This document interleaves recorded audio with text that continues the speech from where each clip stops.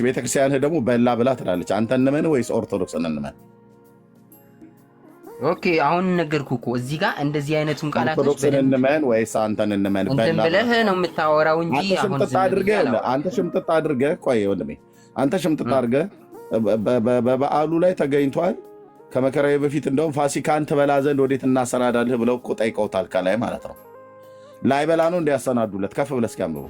እናንተ ስትበሉ እኔ አያለሁ፣ እኔ እየቆረስኩ ሰጣችሁ፣ እናንተ በዮች ናችሁ፣ እኔ ግን አልበላም ነው ያለው ወይስ ፋሲካን ምን እንድንል ነው ያለው? እንድንበላ። ኢየሱስ አልበላም ለምን ትለኛለህ ታዲያ? በላ የሚል የለማ።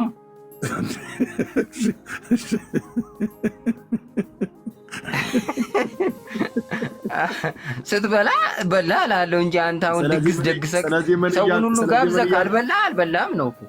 ይኸውልህ ትጋብዝና እስካልበላ ድረስ በላ ይባል። እሺ ጥሩ ነው። በጣም ተመችተኛል። አንተ ትቀመጣለህ አይደል? ከእናትና ከአባት ጋር ማዕድ ላይ ተቀምጠህ አታውቅም? ታውቃለህ? ተቀምጬ ላልበላ እችላለሁ። ተቀምጠህ ታውቃለህ አታውቅም? እኔ ጥያቄው መጀመሪያ ተቀምጠህ ታውቃለህ አታውቅም ነው ያለው። አውቃለሁ እንጂ። የተቀመጥከው ለምንድን ነው? ልበላ። በልተሃል? ግን ሳስተናግድ ላልበላ እችላለሁ። የሚያጎርሰኝም ላጣ እችላለሁ። ተቀምጠህ ነው የምታስተናግደው አይደል? የምትገርም እኮ በቃ ተቀምጠህ ሲባል እኮ አሁን በቃ እንደዚህ ናቸው ወንድሜ። አሁን አንዱ እንዳሳይ የፈለግኩት ምን ያህል የእግዚአብሔርን ቃል ላለማመን አልሞት ባይ ተጋዳይ ሆነህ በላ የሚል ቢኖር እኮ አምነህ ነበረ።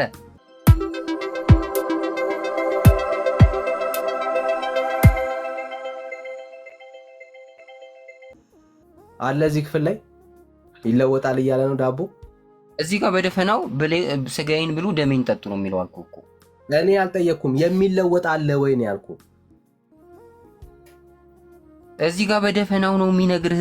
አብራርቶ ደግሞ ሌላ የለም በላ የለም በል በቃ የለም አልኩህ እኮ። በደፈናው ብሉኝ ጠጡኝ የለም በቃ ሳየ ትምህርት የሌለ ትምህርት እንደሆነ ላሳይ ነው። ስለዚህ ልቀጥል፣ ያለውን ላውራ።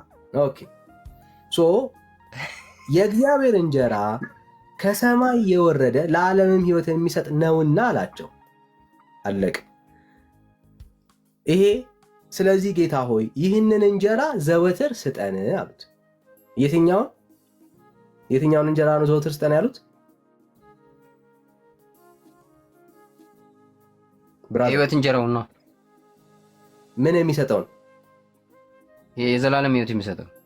አዎ ስጠን አሉት። ምን እንዲያደርጉ ሲሰጣቸው ምን እንዲያደርጉ ነው ስጠን ያሉት? ሊበሉት ነው። ቴንክ ዩ። አሁን በደንብ ስማ። ኢየሱስም እንዲህ አላቸው። አሁን እንዲህ የሚላቸው ምን እንዲያደርጉት ነው? እንዲበሉት አይደል? ስጠን እያሉት ስለሆነ የተራበን ሰው። አሁን በደንብ ስማ። የሕይወት እንጀራ እኔ ነኝ አለ። ማን ነው የሕይወት እንጀራ?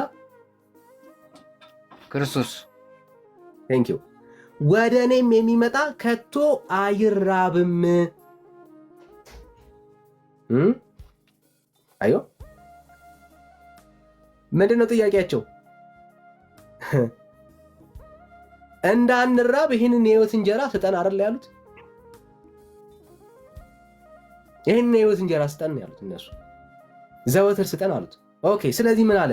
ወደ እኔ ኑ። አየህ ምግቡን ይሄንን የሕይወት እንጀራን መብላት የዘላለም ሕይወትን ማግኘት ማለት ወደ ኢየሱስ መምጣት ነው። ምን ማለት ነው? በክርስቶስ ኢየሱስ ማመን ነው። ይኸው ወደ እኔ የሚመጣ ከቶ አይራብም። ወደ እኔም የሚመጣ ከቶ አይራብም፣ በእኔም የሚያምን ሁልጊዜ አይጠማም። እዚህ ጌታን መብላት ማለት ይህንን የሕይወት እንጀራ መብላት ማለት ወደ ክርስቶስ ኢየሱስ መምጣትና በእርሱ ማመን ነው ማለት ነው። አለቅ። ከዚህ ውጪ ማመን ብቻ ግን አይደለም። ሌላ ካለ አሳየኛ። ወረድ ብሎ ነገረ። ካመንክ በኋላ ትበላለህ። ምኑ ጋ ነው? ካመንክ በኋላ ትበላለህ ያለው ምኑ ጋ ነው? አሳየ። እዛው ወርዶ ሌላ እንጀራ ባለሙያውን ስጋውንና ደሙን ካልበላችሁ በራሳችሁ ህይወት የላችሁም ማለት ነው። ይኸውልህ በማመን ህይወት ይኖርሃል ካለ በኋላ መልሶ እንደገና የወልደ ጓለሙያውን ስጋውን ደሙን ካልበላችሁ በራሳችሁ ህይወት የላችሁም ማለት። ስለዚህ ስቴፕ አለው ማለት ነው። የመጀመሪያው ስቴፕ ታምናለህ፣ ከዛ ትበላለህ። አትደባልቅ፣ ታሳየኛለህ። አሁን በመረጃ ነው የምታሳየው፣ ከኪሳ አይደለም የምታወራው። ኦኬ ይሄ የህይወት እንጀራ አንድ አትደረም። የህይወት እንጀራው ማን ነው? ክርስቶስ ነው። ጨርሰልን። በቃ ከክርስቶስ ኢየሱስ ውጪ ሌላ የክርስቶስ ኢየሱስ የህይወት እንጀራ የሆነ ቁርባን ብለህ የምጠራው አለ እዚህ ክፍል ላይ ካለ አሳየኝ። ቁጥር ስንት ነው? እሺ አሳየኝ። የህይወት እንጀራ እኔ ነኝ፣ ወደ እኔ የሚመጣ ከቶ አይራብም፣ በእኔ የሚያምን ሁልጊዜ ከቶ አይጠማም ያልከው የአንተ ጥቅስ ነው። እሱማ ኢየሱስ ይሄ አንተ ነው። አሁን አንተ የምታሳየኝ አሁን ቁርባን የተባለውን በዚህ ልክ ማለት ነው። በዚህ ልክ የህይወት እንጀራ ማመን እንደሆነ ሁሉ ማለት ነው። ቁርባን አሳየኝ ወዳጄ እኮ ላመጣልህ እኮ ነው። ስለዚህ አለ እኮ 53 ጋር ስትሄድ ኢየሱስም እንዲህ ያላቸው እውነት እላችኋለሁ የወልደ ጓለሙያውን ክርስቶስን ስጋ ካልበላችሁ ደሙን ካልጠጣችሁ በራሳችሁ ህይወት የላችሁም አለ መልሶ። ስለዚህ ህይወት የሚኖርክ አምነህ ደግሞ ስጋውን ስትበላና ህይወት እንጀራ ያልበላ ሰው ህይወት የለውም። አሁን የጠየቁ ጥያቄ በደንብ ስማ። ቁርባን ስለመሆኑ አሳየኝ ነው እያልኩኝ ያለው። ይህንን ስጋና ደሜን እያለ አትደረብ። ይኸውልህ ይሄው የህይወት እንጀራማ የሚበላ ሰው ለዘላለም እንደሚኖር እኮ ነገረን፣ ጨረስን። ስጋና ደሙን እኔ ነኝ አለ እኮ መለሰልህ። በቃ በጣም ችግር የለው። እሱን እኮ አመንን፣ እኔ ነኝ ብሏል። ከክርስቶስ ኢየሱስ ውጪ ግን ሌላ የዘላለም ህይወት የሚያሰጥ ቁርባን የተባለ ጉዳይ ካለ አሳየን ነው እያልኩ ያለው። ካሌለ ክርስቶስ ስጋና ደም እኮ ነው እኔ ቁርባን የምልህ ያለው። ሌላ ምን አልኩ እኮ? አንተ የምትለውን ከእግዚአብሔር ቃል አውጣና አሳየኝ። ከቃሉ አውጣ። ምን ቁርባን የሚል? አዎ ሌላ የተለየ ቁርባን የሆነ ስጋና ደም የተባለበት እዚህ ክፍል ላይ ሽታውም የለም። ይኸውልህ ቁርባን እኮ ሌላ ስሙ ነው። አሳየኝ ብራዘር፣ የፈለከኝ ስጋና ወዳጄ፣ ያ ስጋና ደም ቁርባን ብለህ የምጠራው ስለመሆኑ እዚህ ላይ አሳየኝ ነው እያልኩ ያለሁት። በጣም ሲምፕል ጥያቄ። ኦኬ ቁርባን የሚል ቃል እኔ አላየውም፣ ግን በእኛ አጠራር ቁርባን እንለዋለን። አጠራር ነው እኮ ምንም ችግር የለም። ቤተክርስቲያን አጠራር ቁርባን እንዳሌለ እናውቀዋለን። ግድ የለም። አሁን በቃ ቁርባን የሚለው ካልተስማማ ስጋው ደግሞ በሚለው ሂድ። ስጋና ደሙ ያ ስጋና ደም ከቄስ እጅና ከዲያቆን እጅ የምትቀበለው ስለመሆኑ አሳየኝ። ኦኬ እሱን ማማሳይ ጌታ እኮ አለ ይሄ ስለናንተ የሚፈሰው ደሜ ነው፣ ይሄ ደግሞ ስለናንተ የሚቆርሰው ስጋዬ ነው አለ። በኋላ ምንድን ነው ያለው? ይሄንን ስታደርጉ ይኸውልሽ ይሄንን ምንጊዜም ለመታሰቢያ አድርጉት። ሌላ ክፍል ላይ ሄድኩኝ በለኝ። ሌላ ክፍል ላይ ለመታሰቢያ ያድርጉት አለ። ምን ማለት ነው? ሁል ጊዜ ባርከህ እዛ ክፍል ሄደን እንድናወራ እዛ ክፍል ሄደን እናወራ። ዮሐንስ ቀጣይ አሁን የጌታ ስጋና ደም ቀጣዩ ኢየሱስ ከሰጠን በኋላ ቀጣዩ የጌታ ስጋና እንደማመጥ ብራዘር ዘግተነው ነው የምንሄደው። አሁን ምንን ዮሐንስ ወንጌል ምዕራፍ 6ን ዘግተነው ነው የምንሄደው። ዮሐንስ ወንጌል ምዕራፍ 6 ኦኬ፣ አንተ ስለምታወራው ቂጣ ቆርሶ ስለሰጣቸው የወይኑንም ያን የሚጠጣውን የወይን ጭማቂ ስለሰጣቸው አይደለም የሚያወራው ማለት ነው። የትኛው? ዮሐንስ ወንጌል ምዕራፍ 6። ዮሐንስ ወንጌል ምዕራፍ 6 የዘላለም ሕይወትን ያሰጣል ብሎ የነገረን ስለ ራሱ መሆኑን ደመደምን ማለት ነው። ስለማን? እኔ ነኝ አለ። ማን? ያ የሕይወት እንጀራው የሚቆረሰው የሕይወት እንጀራ እኔ ነኝ አለ። በእርሱ የሚያምን የዘላለም ሕይወት አለው፣ በእርሱ የሚያምን የዘላለም ሕይወት አለው፣ ወደ እርሱ የሚመጣ የዘላለም ሕይወት አለው ብለን ዘጋ ነው ማለት ነው። ስለዚህ ሰው የማይጠማው ደግሞ የዘላለም ሕይወትን የሚያገኘው በእርሱ ሲያምን ነው ማለት ነው። ስለዚህ ጨረስን። ዮሐንስ ወንጌል ምዕራፍ 6 የሚናገረው አንተ ስለምትለው ስለሚቆረሰው ቆርሶ ስለሰጣቸው ቂጣና ስለ ወይኑ ሳይሆን ስለ ራሱ ነው ያወራው ማለት ነው። አለቀ። አሁን ዮሐንስ ወንጌል ምዕራፍ 6ን ጨርሰናል። ደስ ያለ ክፍል ላይ ሂድ፣ ቀጥል። ማይክን ክፈተው። ጌታ ህብስቱን ስጋዬ ነው ብሎ ደሙ ወይም ደግሞ ደሜ ነው ብሎ እንደሰጣቸው ይናገራል። እና ጥቅሱን አውጣው። ነገርኩ እኔ ቁጥር ሰው አይደለም። ጥቅሱን አውጣው። ለምን አርጉታላችሁ? እርግጠኛ ነኝ። ለምን አርጉታላችሁ? ለመታሰቤ። እሺ፣ የዘላለም ህይወት ይሰጣል ያለበትን ቦታ አስጠኝ። ለመታሰቢያማ አስማማሃለሁ። እኛም ለመታሰቢያ እናደርገዋለን። የዘላለም ህይወት የሚለውን ግን አሳየኝ። አሃ እዚህ ጋር ነገረህ እኮ እዚህ ጋር ነገራቸውና ከዛ በኋላ ቆርሶ ሰጣቸው። አትደባልቅ። ምኑ ጋር ነው ቆርሶ የሰጣቸው? ለመታሰቢያ። አሁን መታሰቢያ ያለበት ቦታ ላይ ነዋ። በቃ ስለዚህ ለመታሰቢያ ከሆነ ለመታሰቢያ ነው የምናደርገው። የቆረሰው መታሰቢያ ሲባል እኮ ይኸውልህ ዝም ብለህ አስበው ትቀራለህ ማለት ሳይሆን የዘላለም ህይወት ሲያሰጥህ ይኖራል። የምታስበው ግን መከራውን ነው። መከራውን ታስባለህ። እሱን የዘላለም ህይወቱን ደግሞ ትወስዳለህ። የእግዚአብሔር ቃል ነው የሚያወራው። እሱ የአንተ የኪስ የፍላጎት ጭማሪ ነው። መጽሐፉ ያወራ እንደሱ አይደለም። ይኸውልህ የጌታ ስጋና ደም እኮ ስትበላ ምንጊዜ የምታስበው የጌታን መከራ እኮ ነው አይደል እንዴ? ጌታ ይህንን የእግዚአብሔር ቃል ያውራ፣ ከኪስህ አታውራ። የእግዚአብሔር ቃል ይናገር ስለራሱ እኮ አምጣው። ያንን ጥቅስ አምጣው። ቁጥሩን መቼም ስለምታውቀው ብዬ ነው ማስቸግርህ። አምጣው።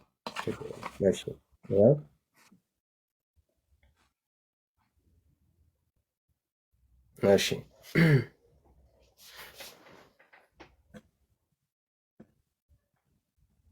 እንጀራውንም አንስቶ አመሰገነ፣ ቆርሶም ሰጣቸውና ስለ እናንተ የሚሰጠው ሥጋዬ ይህ ነው፣ ይህንንም ለመታሰቢያዬ አድርጉት። ለማን መታሰቢያ? ለሞቱ ለመከራው። ለጌታ መታሰቢያ እናደርገዋለን። አሁን የጠየኩ የሰጣቸው ቂጣ ቆርሶ የሰጣቸው ቂጣ የዘላለም ሕይወት ያሰጣል የሚል ማስረጃ ስጠኝ ያልኩ እኮ እሱ ላይ እኮ ይሄ ስለ እናንተ የሚቆረሰው ሥጋዬ ነው ብሏል እኮ እዛው ጋር ብራዘር አይደለም? አንብበው። ለምን የሰጣችሁ ልክ እኮ ነው። ለምንድን ነው ብሏል እኮ አንብበው። እሺ አንብበው። ደግሜ ላንብብልህ። እሺ እንጀራውንም አንስቶ አመሰገነ። አየህ፣ አሁን እንጀራ ነው እያወራን ያለ ነው። ምዕራፍ ስንት ነው? ቆርሶ ያደረጋቸው ሰጣቸው። ምዕራፍ ስንት ነው? ቁጥር ስንት? ሉቃስ ምዕራፍ 22 ቁጥር 19። አየህ፣ እንጀራውንም አንስቶ አመሰገነ። ከዛስ ቆርሶም ምን አደረጋቸው? ሰጣቸው። ስለ እናንተ የሚሰጠው ሥጋዬ ይህ ነው።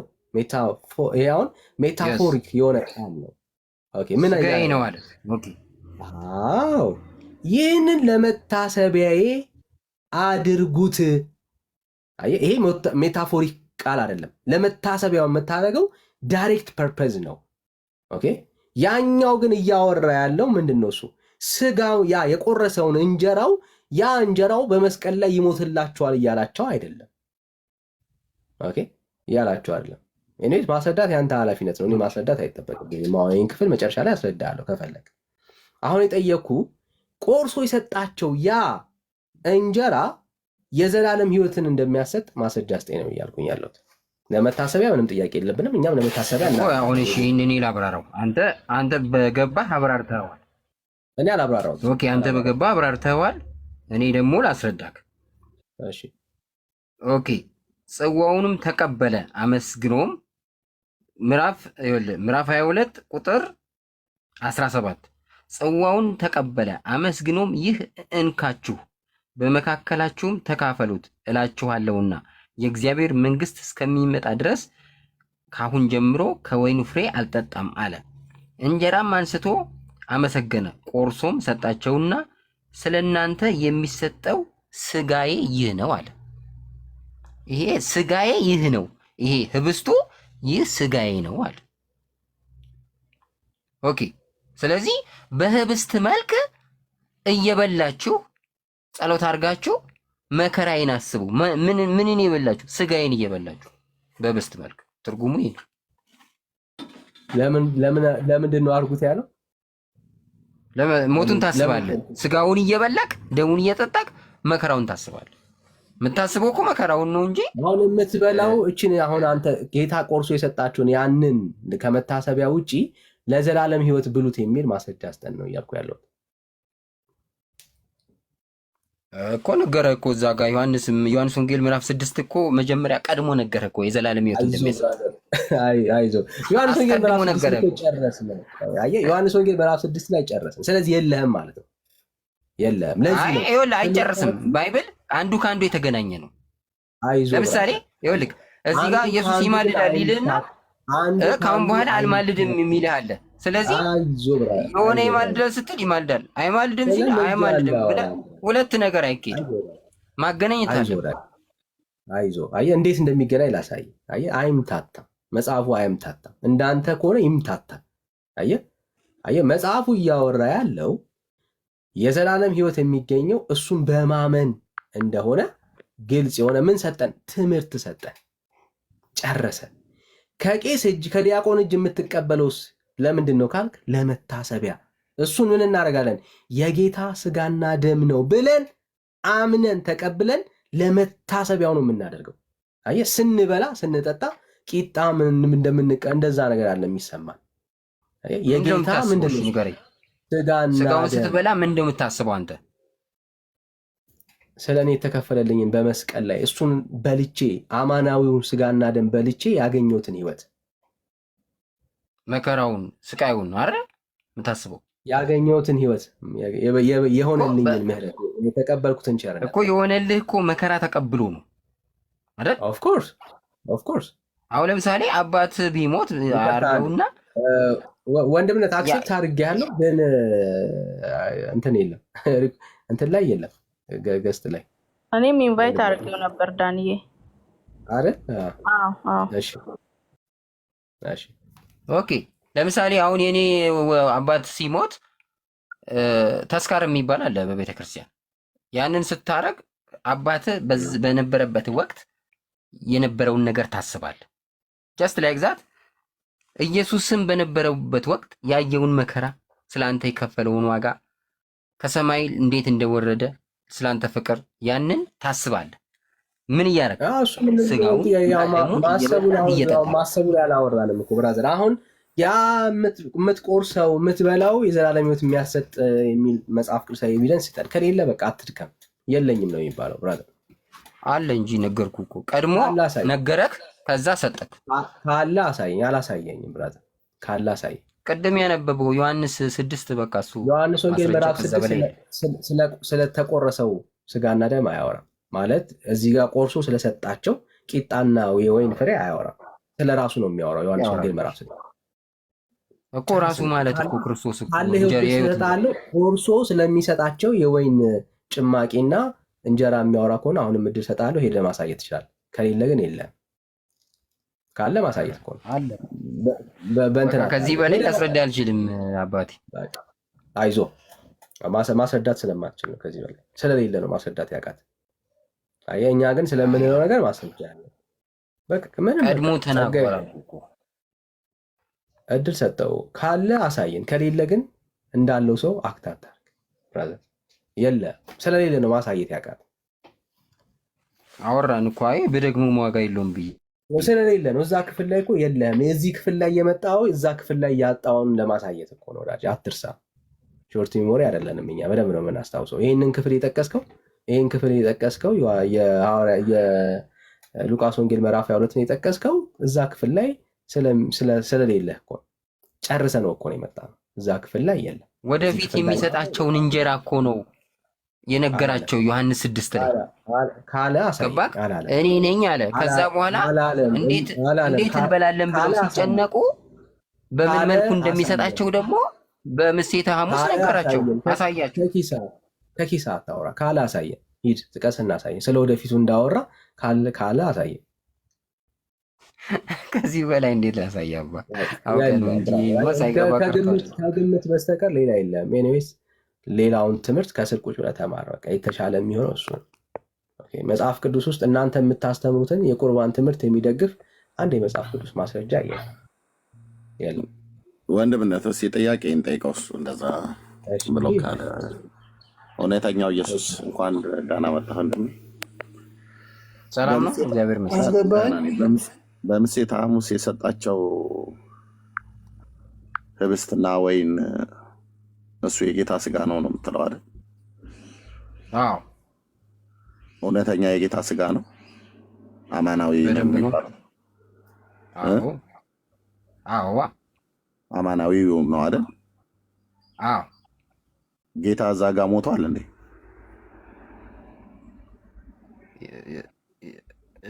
ነገ እኮ አለ እኮ አማናዊ ነው። በትክክል እኮ ነው የነገረ። ነገ ስለ እናንተ የሚቆረሰው ስጋዬ እኮ ነው ብሎ እኮ አስረዳ እኮ ወንድሜ። ነገ የሚል የለም። ጸሎተ ሐሙስ ላይ ሰጣቸው። አድምጠኝ። ጸሎተ ሐሙስ ላይ ሰጣቸው ህብስትና ወይኑ አማናዊ ነው ብሎ የሚለውን ከየት ነው ያመጣው አንተ? መጀመሪያ እውነተኛ ነው ነገ እኮ አለ እኮ ጌታ። አድምጠኝ። እኔ የጠየቅኩህ ሐሙስ ላይ ቆሜ ነው። ጸሎተ ሐሙስ ብለሃል። ሐሙስ ላይ ቆሜ ነው የጠየቅኩህ። ሐሙስ ላይ ሲሰጣቸው ስጋው ያ ስጋ በስጋዬ ነው ብሎ ያለው ያ እውነተኛ ስጋ ነው ብለሃል። እውነተኛ ስጋ ነው ብሎ ያለው ማን ነው የሚያወራው?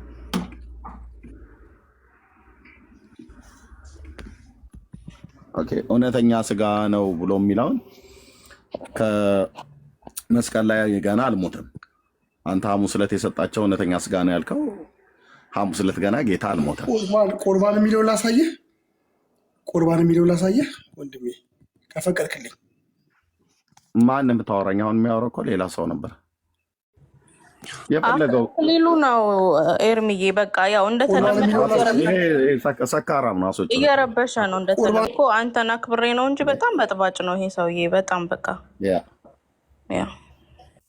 እሺ እውነተኛው ይሄኛው በጨዋ ስለሚያወራ ነው የጠየቅነው። ሰው ስርዓት የለውም እንዴ ጭራሽ። ኦኬ፣ ስለዚህ ጸሎተ ሐሙስ ላይ የሰጣቸው ህብስት እና ወይን እውነተኛ ነው ብሎ የሚለው ነው ለእናንተ። አሁን ብዙ አላስጨንቅህም፣ አደጋ የሚያመጣባችሁ ማለት ነው። ለምንድነው አደጋ የሚያመጣባችሁ ብለህ ካልከኝ አማናዊ ነው ብሎ የሚለውን እዛ ጋር ባርኮ ሰጣቸውን አደሙለው ባርኮ ቀድሶ ከዛ ለውጦ ብሎ የሚል ቃል ተጠቀማላችሁ አይደል? ወንድማችን ዲያቆን ነህ በቤተክርስቲያን? ዲያቆን አይደለሁም። እሺ፣ ባርኮ ቀድሶ ለውጦ ሰጣቸው ብላ ኦርቶዶክስ ቤተክርስቲያን ታምናለች።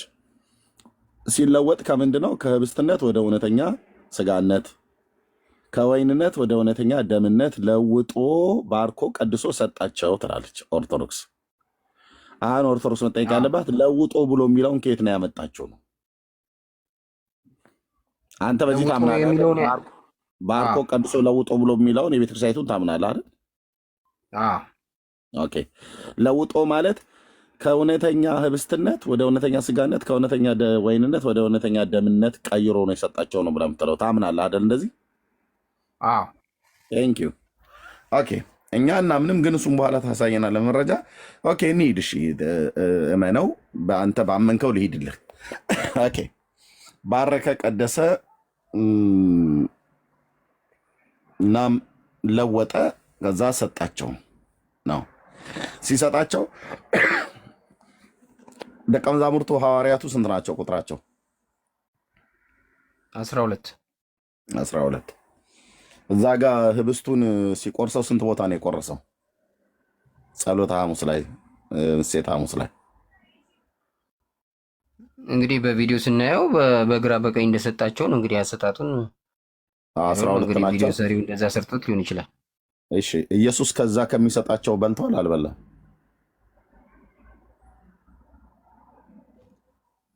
ኦኬ፣ ከዛ ጽዋ በልቷል።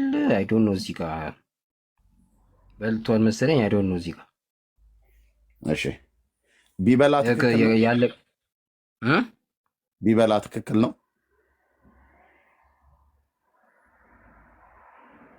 ኦኬ፣ እሱ የእሱ ሚኒንግ ምን እንደሆነ እሱን ሌላ የምናወራው ነገር ነው። ግን አሁን ስለ መብላቱ ትተን ማለት ነው እኛ እንድንበላው ስለሰጠን በሚለው ፖይንተር ላይ ያለ እያወራን ያለውን ስለሚበላው ስለሚጠጣ የዘላለም ሕይወት ይሰጣል ብለህ ስላልከው ነገር አይደል እንዴ? ኦኬ ጌታ እዛ ቤት የተገኘው ለምንድን ነው? የፋሲካን በዓል ሊበላ ነው አይደል? ኦኬ ነው አይደለም? እንደዛ መሰለኝ እንዴ። ሁሉም በመሰለኝ አታርገዋ። አይ እኔ እቺን ፖይንት ነው ማውራ ገባክ? አሁን ዝርዝር ታሪኩ ከላይ ጀምሬ ስላላነበብኩት እሱ ጋር ባነበው ረዳ ነው። እዛ ቤት የተገኘው ጌታ ወይስ ምን ለማድረግ ነው? ሊበላ ካልሆነ የአይሁድን ፋሲካ ሊበላ ነው አይደል የተገኘው? ኦኬ እዛ ከላይ ጀምረን ብናነበው ልናገኘው እንችላለን። በቃ ስላላነበብከው ነው። መጽሐፉ ግን ስታነበው ከመከራዬ በፊት ይህንን ፋሲካ ከእናንተ ጋር በላ ዘንድ ይገባኝ ነበር ብሏቸዋል። ስለዚህ እዛ ቤት የተገኘው ቤቱ የእሱ ቤት አይደለም። ቤቱ የተውሶ ቤት ነው። ቤቱ ስሙ የማይታወቅ አንድ እስራኤላዊ ሰው ቤት ነው። ኦኬ እና ቤቱ እዛ የተገኘበት ምክንያት ጌታችን ኢየሱስ ክርስቶስ የአይሁድን ፋሲካ ተዘጋጅቶ ስለነበረ በዛ ሊበላ ነው የተዘጋጀው ማለት ነው። ስለዚህ ጌታችን ኢየሱስ ክርስቶስ ከዛ ማዕድ በልቷል አልበላም? ኦኬ ፋሲካ ሊበላ ተቀምጦ ግን የራሱን ስጋና ነው ፋሲካ አድርጎ ይሰጣል። በዛ የተቀመጠው መጀመሪያ ጠይቀህ መልስልኝ፣ እንተማመን። ያው ይላል አነበብኩት። በቃ ስለዚህ አይሁድን ፋሲካ ሊበላ ነው የተቀመጠው። ቴንኪው እንደዛ ካነበብክ ማለት ነው። ኦኬ ሲበላ ከዛ ለ12ቱ ቆራርሶ ከሰጣቸው ቂጣ ጌታችን ኢየሱስ ክርስቶስ በልቷል አልበላም? እስኪ ላንብብ አንዴ፣ ይቅርታ። ሰዓቱን በደረሰ ጊዜ ከ12 ሐዋርያት ጋር በማዕድ ተቀመጠ። እርሱም ከመከራዬ በፊት ከእናንተ ጋር ይህን ፋሲካ ልበላ እጅግ እመኝ ነበር እላችኋለሁና በእግዚአብሔር መንግሥት እስኪፈጸም ድረስ ወደፊት ከዚህ አልበላም አላቸው። ወደፊት ከዚህ አልበላም አላቸው። በዛ ሰዓት ግን እየበላ ነው እየበላ አልነበረም? ይህን ፋሲካ ልበላ እጅግ እመኝ ነበር እላችኋለሁና በእግዚአብሔር መንግሥት እስኪፈጸም ድረስ ወደፊት ከዚህ አልበላም። ጽዋውንም ተቀበለ፣ አመሰገነም፣ ይህን እንካችሁ ከመካከላችሁም ተካፈሉት እላችኋለሁና የእግዚአብሔር መንግሥት እስክትፈጸም ድረስ ከአሁን ጀምሮ ከወይን ፍሬ አልጠጣም አለ። እንጀራንም አንስቶ አመሰገነ፣ ቆረሰም፣ ሰጣቸው። ይጋ በላ የሚል የለም። ኦኬ ስለዚህ ጌታችን እዛ ቤት የተገኘው ሊበላ ሊጠጣ አልነበረም ማለት ነው።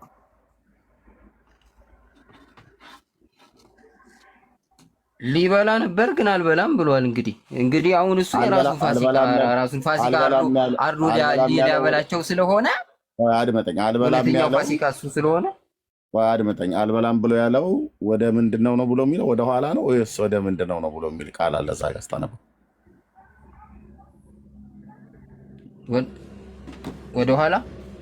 ወደ ኋላ ነው ወይስ ወደ ጎን ነው ወይስ ወደፊት ነው አልበላም ብሎ ያለው? ይህንን እንካችሁ ከመካከላችሁ ከቁጥር ስንት ላንብብልህ? አሁን ያነበብከውን ደግሞ አንብበው። ከመከራዬ በፊት ይህንን ፋሲካ ከእናንተ ጋር በላ ዘንድ እመኝ ነበር ብሎ ያለው።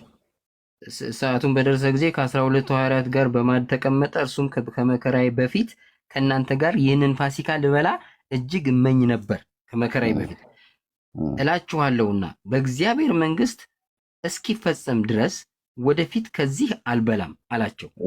ጽዋውን ተቀበለ። ወደ ምንድን ነው ከዚህ በኋላ አልበላም ያለው?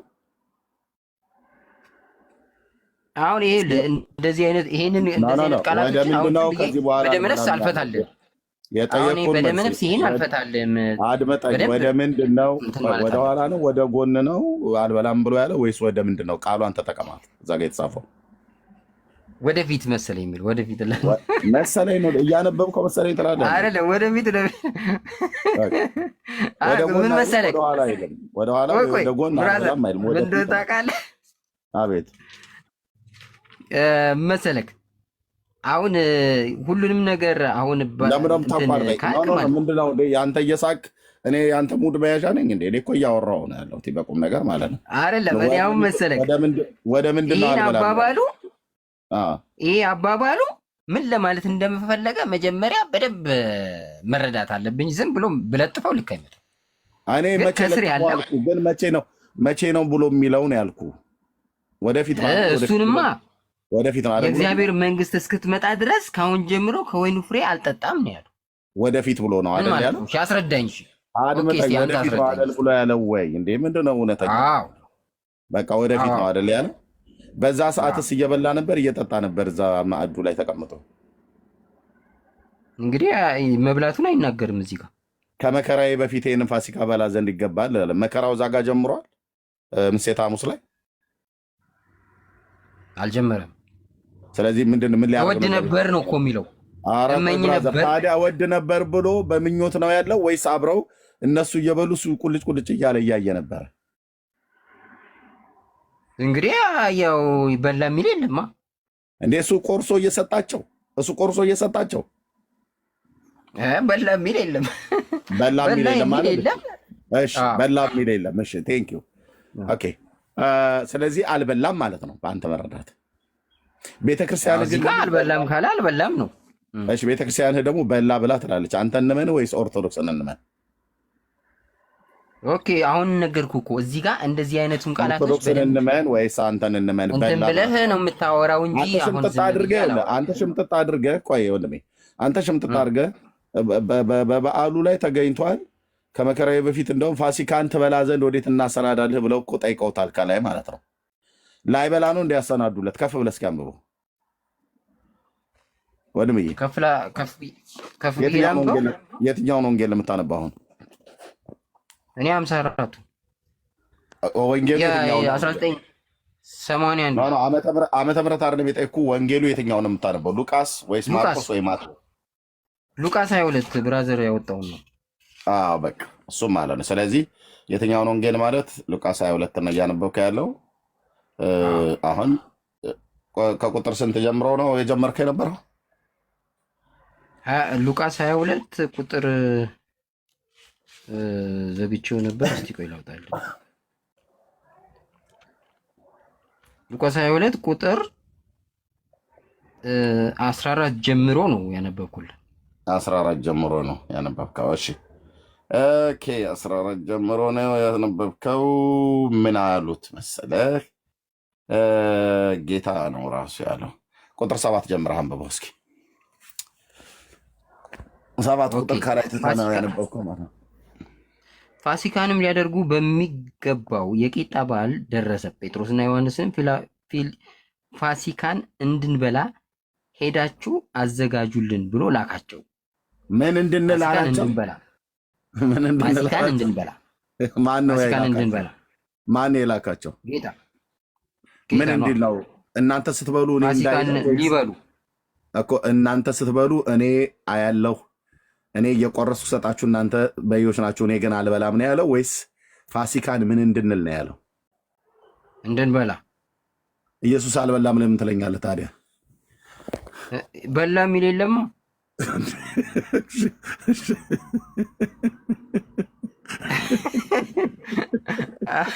ስትበላ በላ እላለሁ እንጂ አንተ አሁን ድግስ ደግሰህ ሰውን ሁሉ ጋብዘህ ካልበላ አልበላም ነው እኮ። ይኸውልህ ትጋብዝና እስካልበላ ድረስ በላ ይባል።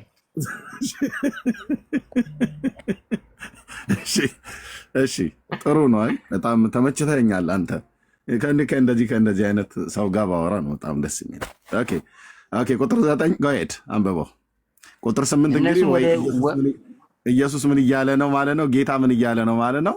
ጴጥሮስና ዮሐንስንም ፋሲካን እንድንበላ ብሎ ራሱን ኢንክሉድድ አድርጓል። ልብ በሉ።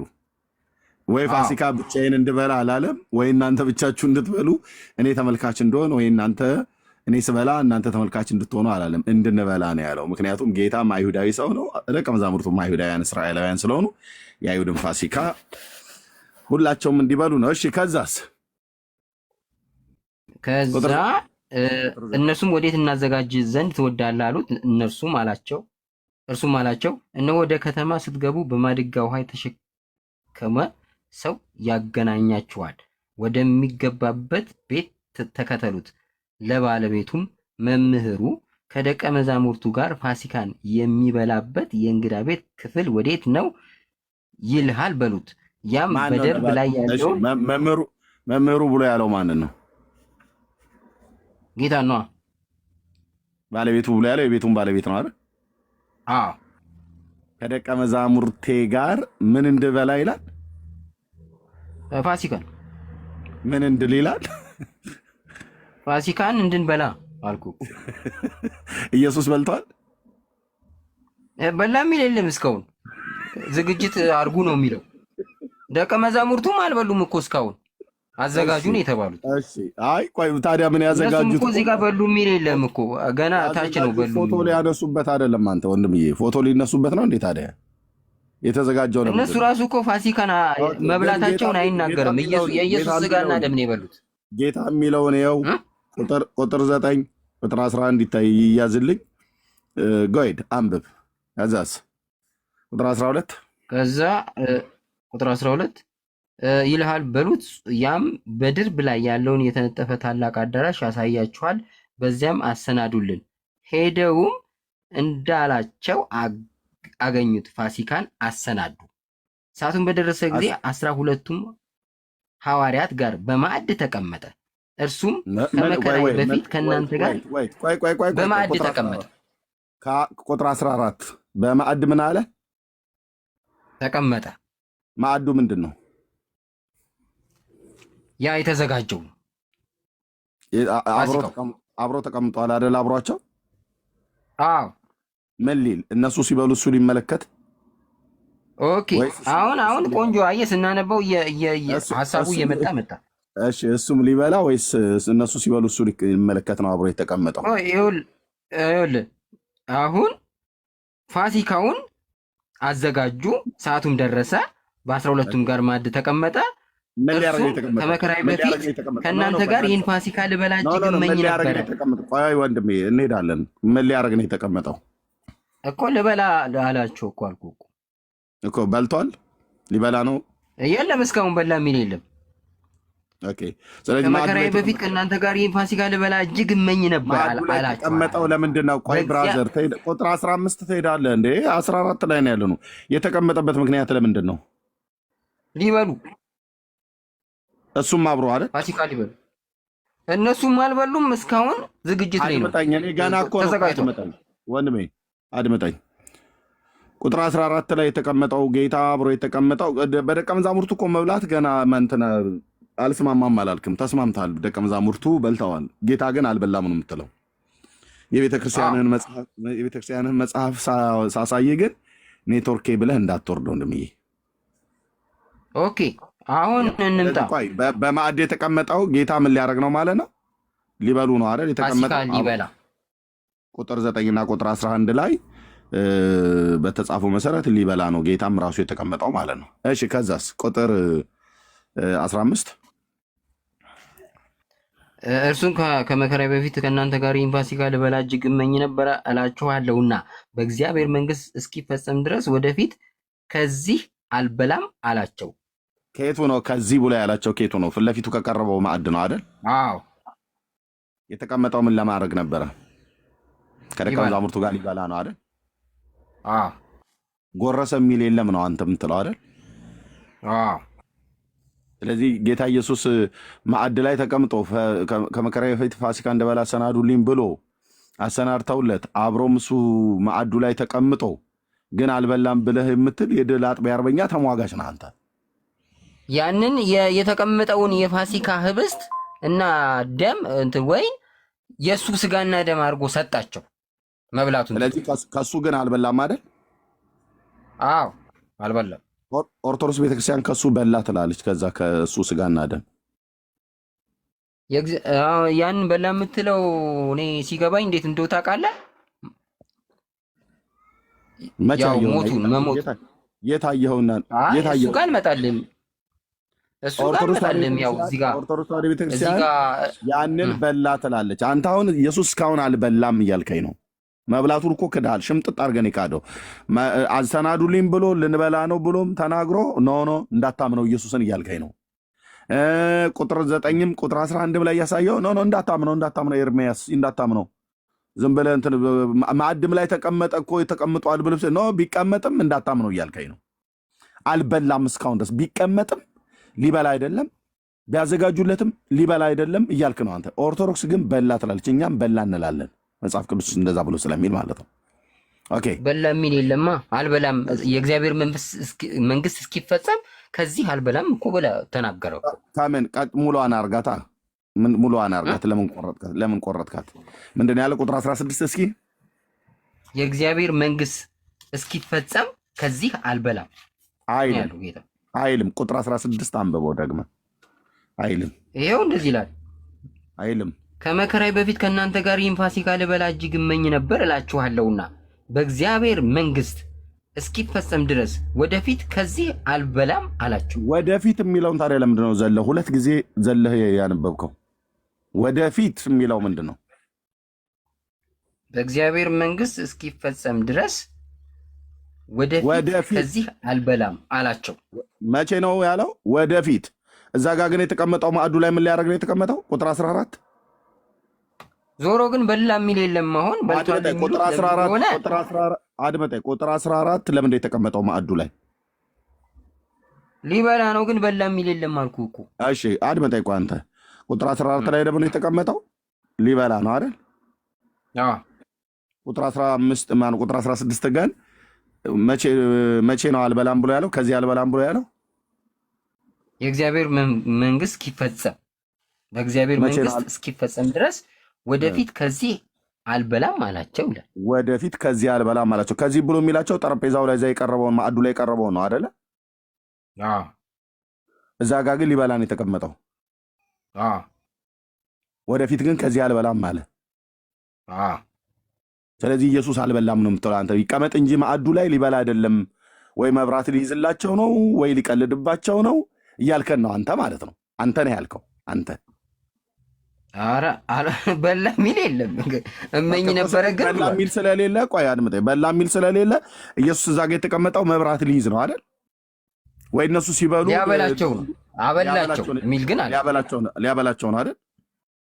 አበላቸው። እንግዲህ በላ የሚል የለም። እኔ እንዳነበው የለም አይደል? እሺ ኦርቶዶክስ ግን በላ ብላ ትናገራለች። እሱም ባሳይም እንደምትለኝ በላ የምትልበት ምክንያቷን ካስረዳኸኝ እንግዲህ የራሷን ምን እንደምታስረዳው በላ ብላ ትላለች። አሁን አንተ የካድከውን በሙሉ ኦርቶዶክስ በልቷል ብላ ትላለች። አንተን ሽምጥጥ አድርጌ ካድከው ማዕድ ላይ ተቀምጦ በልቷል የሚል በልቷል የሚለው ምክንያቷ ቤተክርስቲያኗ ራሳቸውን ሳቃው ነው እንግዲህ መልስ መሰጠኝ እንጂ ራሳቸውን ችለው መብላት የማይችሉ ናቸው እንደ ጌታ እዛ ሊያበላቸው ነው የቀረበው ብለህ ትላለህ እንደ አንተ ህፃናት ናቸው። ያንን እኮ እሱ ወደ ስጋውና ደሙ ቀይሮ ሰጣቸው። በቃ የፋሲካውን ዝግጅት ወደ ስጋው ደሙ ቀይሮ ሰጣቸው።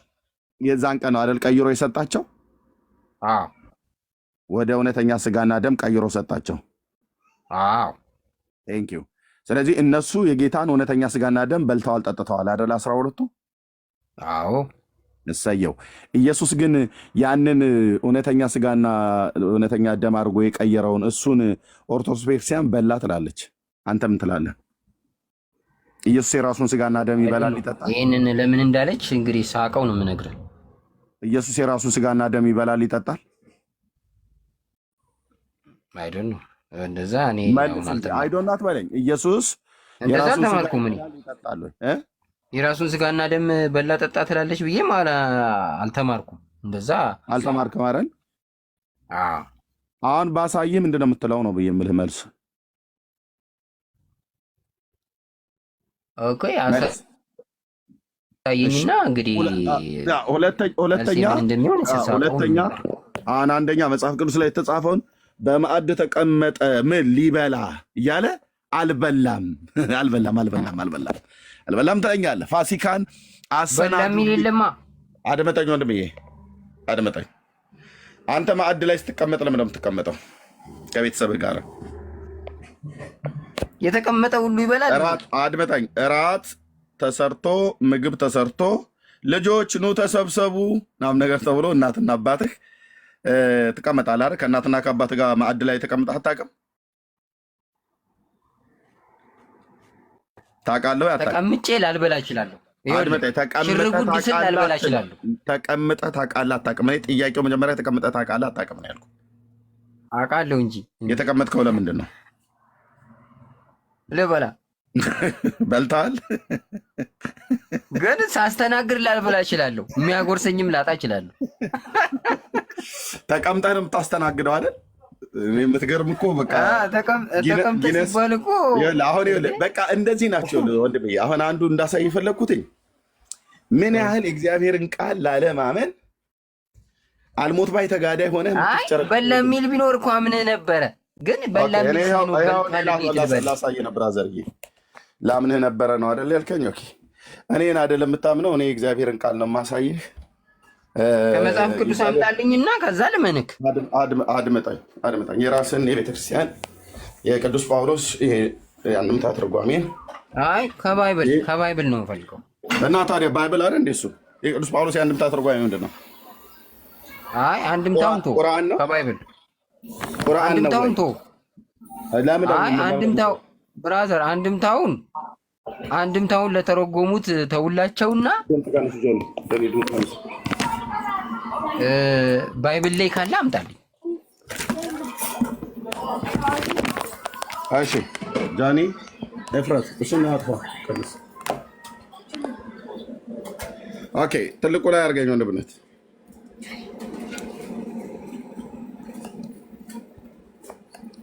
ልብ በሉ በኢትዮጵያ ኦርቶዶክስ ቤተክርስቲያን ትልቁ ላይ አድርጉ ቀይሩ። ኦኬ በኢትዮጵያ ኦርቶዶክስ ተዋሕዶ ቤተክርስቲያን የአዲስ ኪዳን መጽሐፍት በሙሉ የአዲስ ኪዳን መጽሐፍት ከነ ትርጓሜያቸው ጭምር የያዘ መጽሐፍ ነው ያለኝ። ይሄ ቅዱስ ጳውሎስ የአንድምታው ትርጓሜ ነው። የትኛውን ጨምሮ ለምሳሌ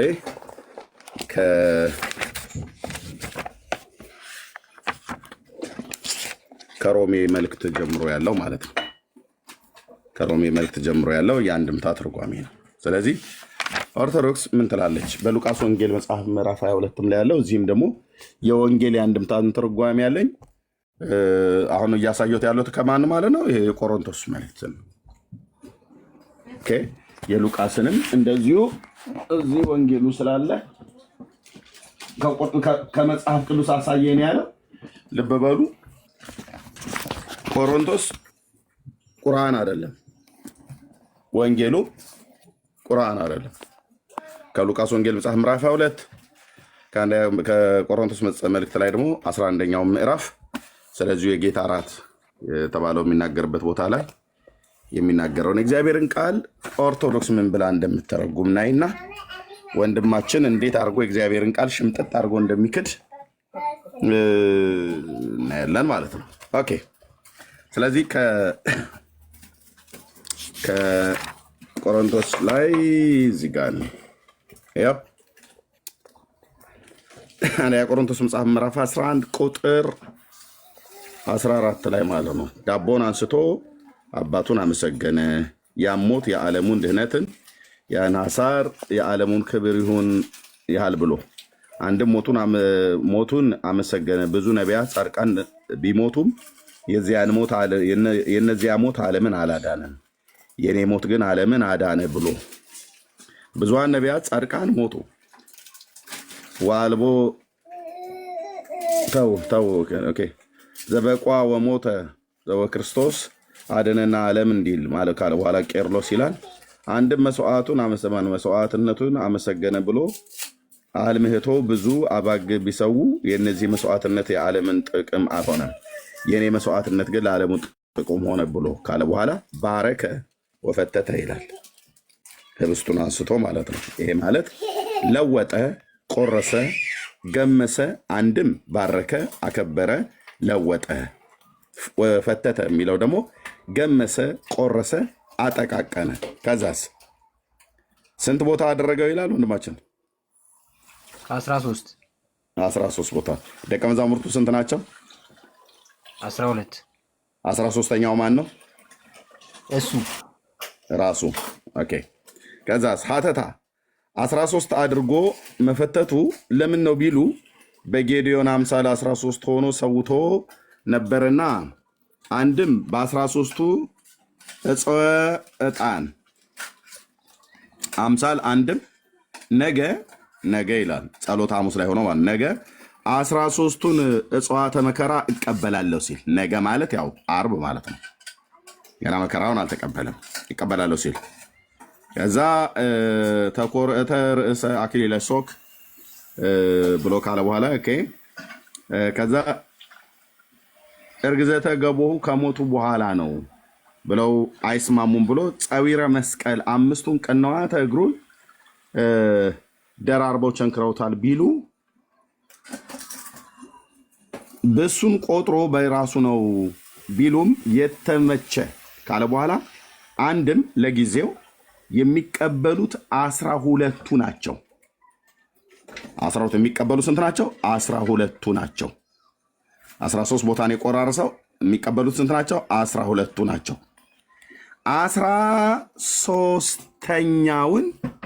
13ኛውን ቀምሶ ያቀምሳቸዋል። 13 ቦታ የቆራረሰው ጌታ ምን ሊያደርግ ነው ማለት ነው?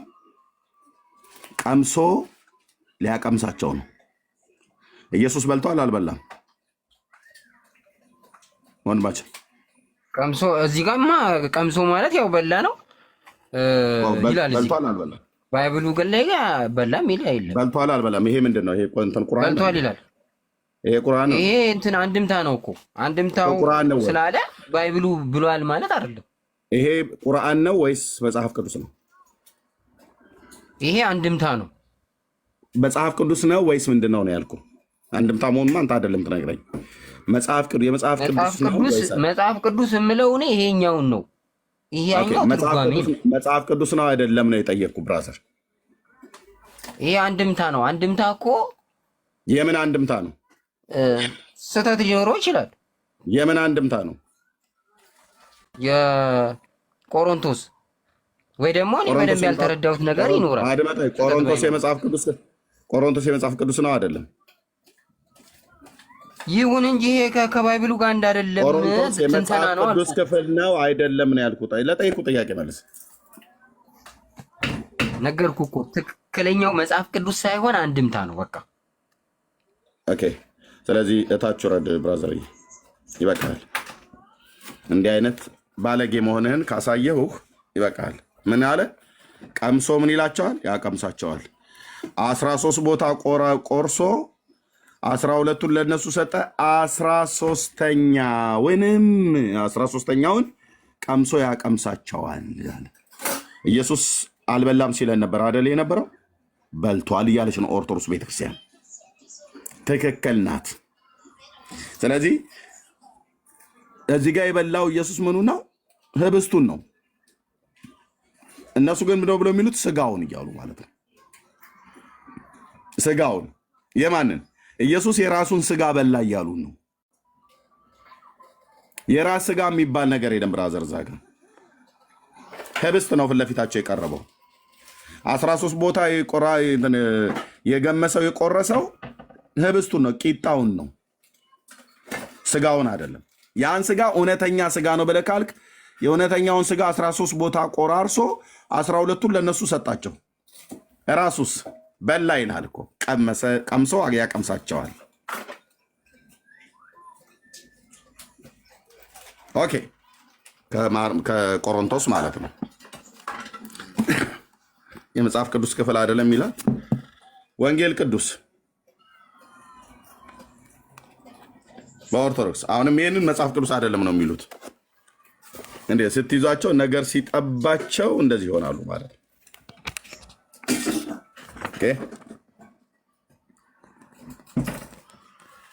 ኦኬ ቁጥር 7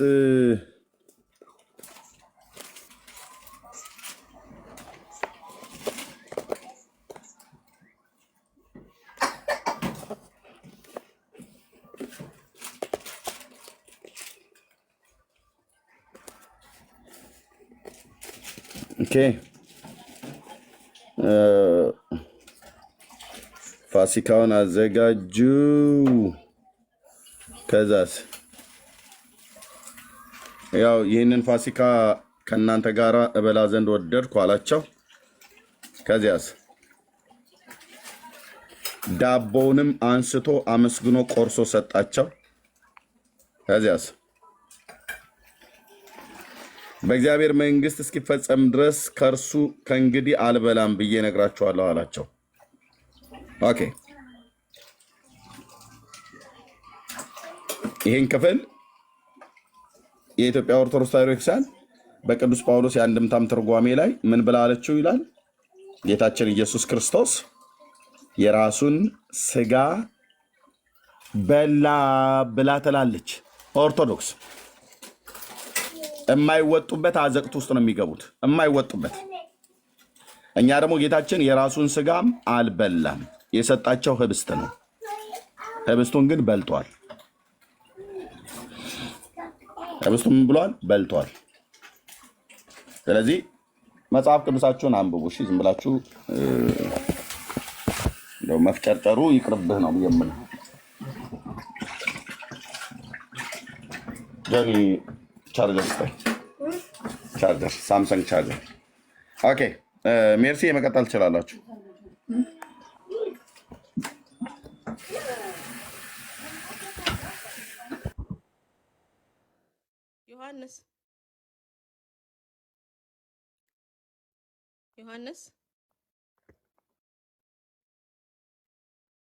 ዮሐንስ ወገኖች ይሰማል የኔ ድምፅ? ዘንድሮ እኮ በቃ ሰውን ግራ እያጋቡ ያሉ የራሳቸውን እንኳን መጽሐፍ በስነ ስርዓቱ የማያውቁ እውነቱን ላለመቀበል ብለው የሚዋሹ በጣም በእውነት በጣም ነው የሚያሳዝነው። አሁን በጣም አንድ የሚገርመኝ የሚገርምሽ ነገር መጽሐፍ ላይ ሮሜ ምዕራፍ 10 ላይ ምን ይላል መሰለሽ? ጳውሎስ ስለ ወንድሞች ድምፅ የሚሰማው ያንቺ ነው እና ምን ይላል መሰለሽ? በእውቀት አይቅኑ እንጂ ስለ እግዚአብሔር እንዲቀኑ መሰክርላቸዋለሁ አለና የራሳቸውን ጽድቅ ለማቆም ሲፈልጉ ለእግዚአብሔር ጽድቅ አልተገዙም ይላል። እና ይሄ ቃል እኔ በጣም ብዙ ጊዜ ደጋግሜ ሳነበው በዚህ በኢትዮጵያ ኦርቶዶክስ ያሉ ለሃይማኖታቸው የሚቀኑ እንጂ ለራሳቸው ስርዓት የሚቀኑ እንጂ ለእግዚአብሔር ስርዓት ለእግዚአብሔር ጽድቅ የሚቀኑ አይደሉም። ስለዚህ ከእግዚአብሔር ጽድቅ ወድቀዋል። እና እዚህ ጋር መጽሐፍ ቅዱሱ የሚናገረውን በግልጽ እየተነገረው ላለመቀበል ብሎ ከእግዚአብሔር ሕይወት ይርቃል። ጌታ ኢየሱስን ተቀብሎ ነው መዳን ያለበት። እና መጀመሪያ የሚቀድመውን በቃ ቅድም አንቺ ጥሩ አድርገሽ ገልጸሽለታል። ምዕራፍ 6 ላይ ዮሐንስ ወንጌል ላይ ያለውንም ነገር ማለት ነው። እና ኢቭን ዳኒም በደንብ አስረድቶታል። እና እንዳይቀበሉ በቃ የሽ አእምሯቸው የታወረባቸው ስለሆነ ነገሮችን እውነትን ላለመቀበል ራሳቸውን ዲፌንድ ያደርጋሉ እንጂ እግዚአብሔር ቃል እንደሆነ የተገለጠ ነው። እና በጣም ግን ያሳዝናል። ህዝቡ በጨለማ ውስጥ ሆኖ እውነትን ላለመቀበል መዳን በክርስቶስ ኢየሱስ በማመን የሚገኘውን የዘላለም ህይወት ምን እኮ አሁን ቁርባን ያድናሉ? በቁርባን ብቻ አይደለም እንዴ? በአቡነ ተክለ ሃይማኖት ይዳናል፣ በማርያም ይዳናል፣ በነ ክርስቶስ ሰምራ ይዳናል፣ በመላእክት ይዳናል። ኢትዮጵያ ኦርቶዶክስ ውስጥ እኮ የሚያድነው ብዛቱ ክርስቶስን ለመሸፈን የማይደረግና የማይባል ነገር የለም። እና ይህንን እውነት እንዳይቀበሉና ለዚህ እውነት እንዳይገዙ ለእግዚአብሔር ቃል እውነት እንዳይገዙ እና እውነቱን እንዳይሰሙ የጋረደባቸው ብዙ አዳኞች በኢትዮጵያ ኦርቶዶክስ ለብዙ ሺህ ዘመናት ሲነገር የነበረ እስካሁንም የሚነገር ብዙ አይነት ተረቶች ስላሉ እንዴት ሰው እውነቱን ይቀበል? እንዴት ይቀበል? ስለዚህ በጣም ነው የሚያሳዝነው በእውነት። እዚህ ጋር አልበላም ይላል፣ እዛ ጋር እነሱ ደግሞ በልተዋል ይላሉ።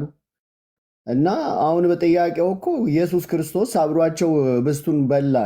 ያ እነሱ የዘላለም ህይወት ነው ያድናል ብሎ ኢየሱስ የበላው ህብስቱን ሊድንበት ነው እሱም ማለት ነው። በጣም እኮ የሚያሳዝን ነው። እና የሚጠይቁትና የሚናገሩት እንኳን በትክክል አያውቁም። እና እግዚአብሔርን ቃል በጣም ማስተማርና መረዳት አለባቸው። ቃሉን ማንበብ አለባቸው። እውነቱን እግዚአብሔር እንዲያበራላቸው እንጸልያለን።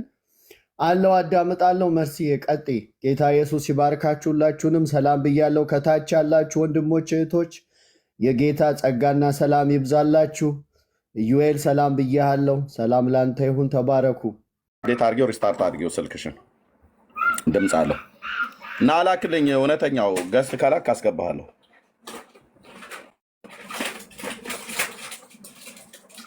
እሺ በአካል የት ነበር የተገናኝተን? 2 ጊዜ ያወራ ነው። እስኪ አስታውሰኝ። አንተ ራስህ አስታውሰኝ እንጂ እኔ ፊትህን አይቼ ነው ያወቅኩ። እኔማ አላውቅህም። እኔ ብዙ ሰው ስላወራው በአገር ቤትም ሳለው የወንጌል አገልጋይ ስለሆንኩ በጣም ብዙ ሰው ስላወራው አዲስ አበባ ነው። አዲስ አበባ ነው። ራስህ ድረስበት። አልነግርህም። የት አካባቢ? አካባቢውንም አልነግርህም። ፊቴን አይተህ ወቀኝ። ፊቴን አይተህ ወቀኝ። እኔ ስንት ሺህ ሰው ነው የማወራው። ስለዚህ አላውቅም። በቃ አላወራኸኝም። ብታወራኝም ምንም ያመጣው ነገር ያወራሁትን በነግርህ ታስታውሰኛለህ። ስለዚህ እሱንም አልነግርህም። ፊቴን አይተህ አስታውሰኝ። እኔ ገርመኛል። እንደውም በአካል እዚህ ጋር ኢንተርኔት ላይ ሳይ ገርመኛል። ያው ለአንደኛ አካባቢ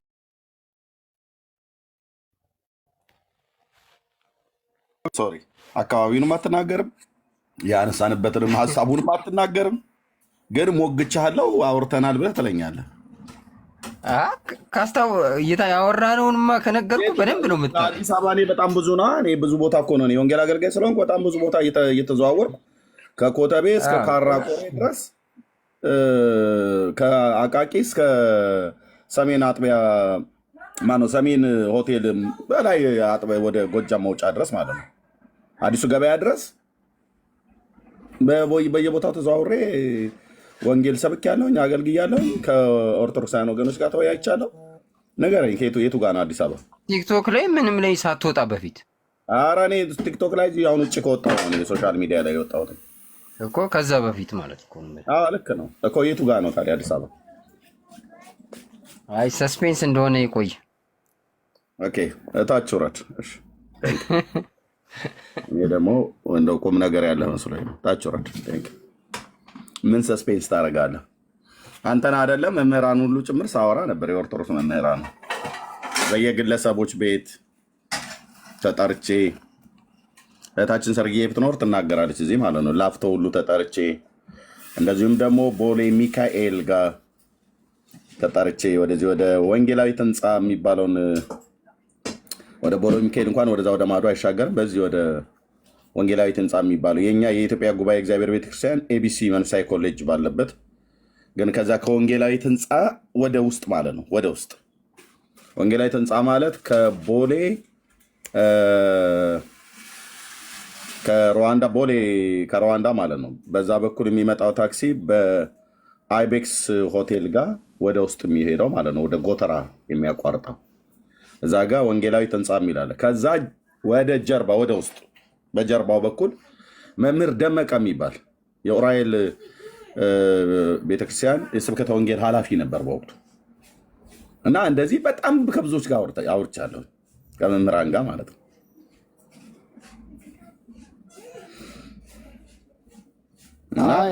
ኤርሚዬ ሰላም ላንተውን አውቆ ነው እንደዚህ ያለው። ለመሰል አንተን እንደሚያውቅ አድርጎ አሁን ፐብሊክ ላይ መናገር ስለፈለገ እንጂ ውሸቱን ነው። እውነተኛ ሰው ቢሆን የት እንዳወራክ በምን እንዳወራችሁ ሊነግርህ ይችል ነበር። ውሸቱን ነው። አይ እኔ ቢያወራኝስ ምን ባወራሁት ነገር ላይ እኔ ከብዙ ሰዎች ጋር አውርቻለሁኝ። ባወራሁት ነገር ላይ አዲሱ ገበያ አካባቢ አልነበርኩኝም ዩዬ፣ ግን አዲሱ ገበያን አካባቢ ላይ የሆነ ሞቢል ነው ነዳጅ ማደያዋል አይደል? ከላይ ኮርነሯ ላይ መታጠፊያ አካባቢ ላይ ከገበያው በላይ አንድ ማን የሚባል ሆቴል ነበረ። አዲሱ ሰሜን ሆቴል የሚባለው ታች ነው ያለው። ወደ ላይ ከገበያው በላይ አንድ ኮርነር ላይ ማን ሆቴል የሚባል ነበረ። ሆቴሉን ስሙን አሁን ረሳሁት። ሞቢሉ ጋር ማለት ነው። ሞቢሉ ጋር ነዳጅ ማደያው ጋር ቶታል፣ በቃ ቶታል ወይ ሞቢል እሱ ጋር ማለት ነው። የሆነ አንድ ሆቴል ነበረ፣ ስሙን አሁን አላስታውሰውም። ጽዮን ሆቴል። ቴንኪው ብራዘር፣ ቴንኪው ብራዘር፣ ቴንኪው ብራዘር፣ ቴንኪው ብራዘር። ሴቭ ባይ ግሬስ ጽዮን ሆቴል። ያ ጽዮን ሆቴል ውስጥ ቁጭ ብለህ ሰመረ የሚባል ወንድም አስታውሳለሁ። የሰሜን ሸዋ ሰው ነው እሱ ነው። እንደውም ጠርቶኝ ከመምህራን ጋር እንድነጋገር ያደርገው ጽዮን ሆቴል። ቴንኪው ወገኖች። ዚስ ኢዝ ኤርሚያስ። ጽዮን ሆቴል ኮርነሯ ላይ ማለት ነው። የነዳጅ ማደያው ቅርብ ነው። ስታወራ እንደዚህ በመረጃ አውራ፣ ስታወሩ እንደዚህ በመረጃ አውሩ። ጽዮን ሆቴል ማነው? ሰመር አልኩኝ። ተከተል ነው የሚባለው ልጁ፣ ተከተል ይባላል። ተከተል ይባላል። እንደውም እጁ በጣም ትልቅ ነው። እጁ በጣም ጣቶቹ ምናምን ነገር በጣም ወፋፍራም ትልልቅ ነው እጁ። እሱ ቀጭ ነው፣ ግን እጁ ለምን በቃ አፈጣጠር እግዚአብሔር እንደዛ አድርጎት በቃ ጽዮን ሆቴል ብሎ የሚለው ማለት ነው። ቴንክ ዩ እና እኔ በየቦታው ተነጋግሬያለሁ፣ በየሰዎች ቤት፣ በየግለሰብ ቤት፣ በመናፈሻዎች ውስጥ በተለይ ደግሞ ወደ አየር ጤና ደግሞ ከመጣህ አየር ጤና ጵንኤል መናፈሻ የኤርሚያስ በቃ መቀጣጠሪያ ነበረች ማለት ትችላለህ ከኦርቶዶክሳውያን ወገኖች ጋር። ጵንኤል መናፈሻ ማለት አየር ጤና ትምህርት ቤቱ ጀርባ፣ ሙሉ ወንጌል ደግሞ በፊት ለፊቱ ላይ አለ። እነ ፓስተር ግርማ ያኔ እዛ ነበር ያሉ። ጵንኤል መናፈሻ እዚህ ደግሞ ወደ ፈረንሳይ በነበርኩበት ሰዓት ላይ ፈረንሳይ ሌጋሲዮን በነበርኩበት ሰዓት ላይ ሳሚ ካፌ ሳሚማ የሳሚ ካፌ አይወራም። ብዙ ትዝታ አለኝ። ሳሚ ካፌ እንደዚሁም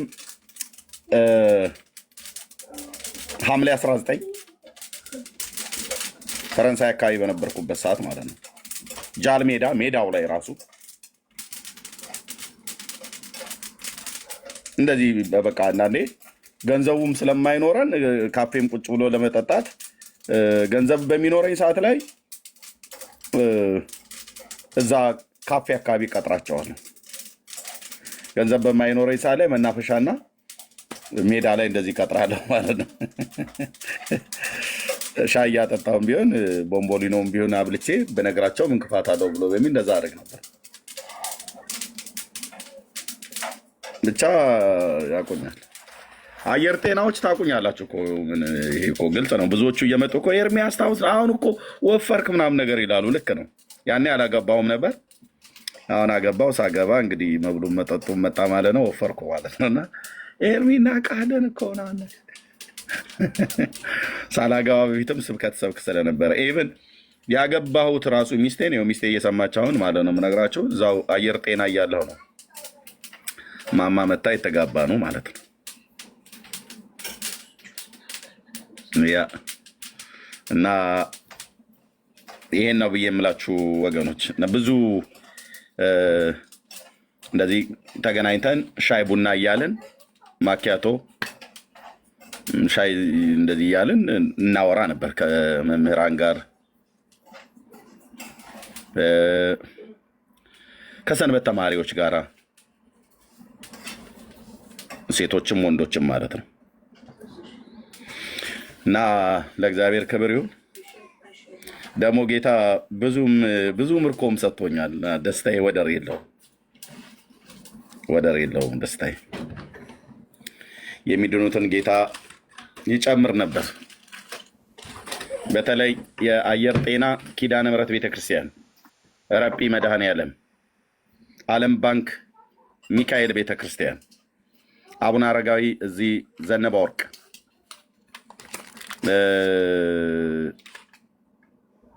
ሌላ ደግሞ ከዓለም ባንክ በላይ ጀሞ ተራራው ላይ ገበሬዎች ሁሉ ጭምር ሳይቀር እግዚአብሔር በልጁ በክርስቶስ ኢየሱስ ዳግም የወለዳቸው ወንድሞችና እህቶች አሉኝ።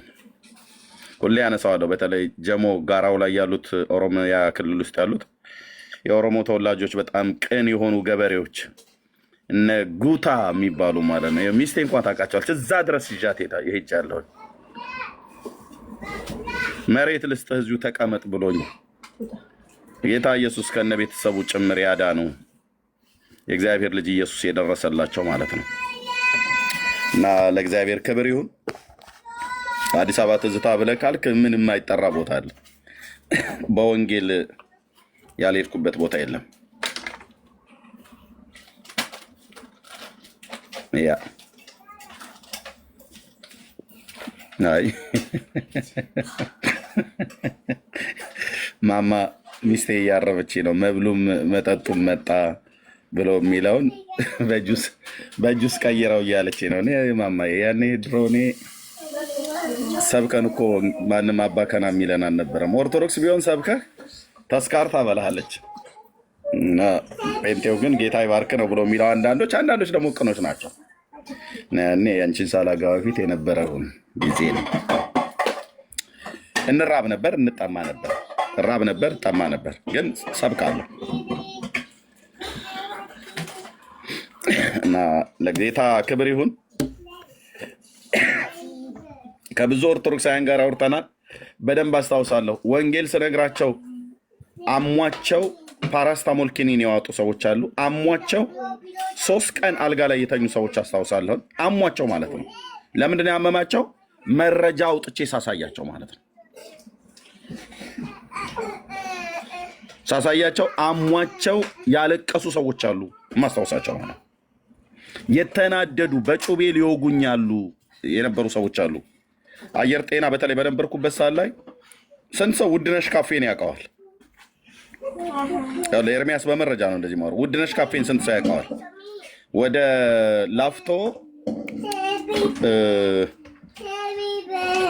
ላፍቶ ሃይገር ባስ መጫኛው ጋር ያለው ማለት ነው። ውድነሽ ካፌን ስንት ሰው ያውቀዋል? የሚያውቀው አንዳንድ ቁጥር ይጻፍልኝ እስኪ። ወይ ደግሞ የገነት ቤተክርስቲያን አየር ጤና ገነት ቤተክርስቲያን ከዛው ከሳሚ ካፌ ጀርባ ነው። ገነት ከሳሚ ካፌ ጀርባ ላይ ነው ያለው።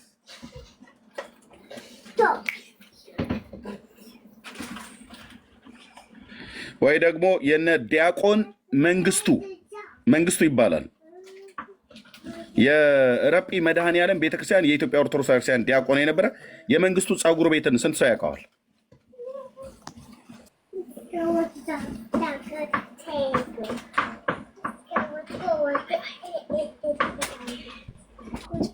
እዛ ኤርሚያስ አበበን የማያውቀው የለም። ለዚህ አየር ጤና ውድነሽ ካፌ አጠገብ ያለ ቤት እዛ ነበር ተከራይቼ የነበርኩት።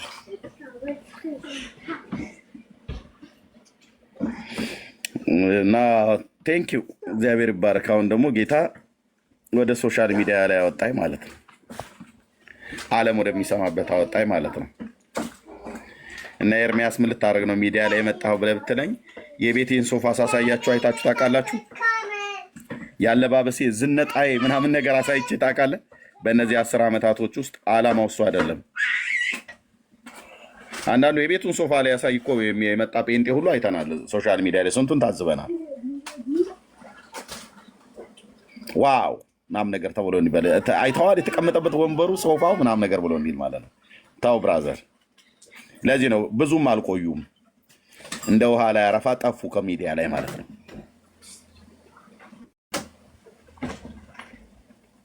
የምታሳየው የአብን ልጅ ኢየሱስን ነው። የምናሳየው የአብን ልጅ ኢየሱስን ነው።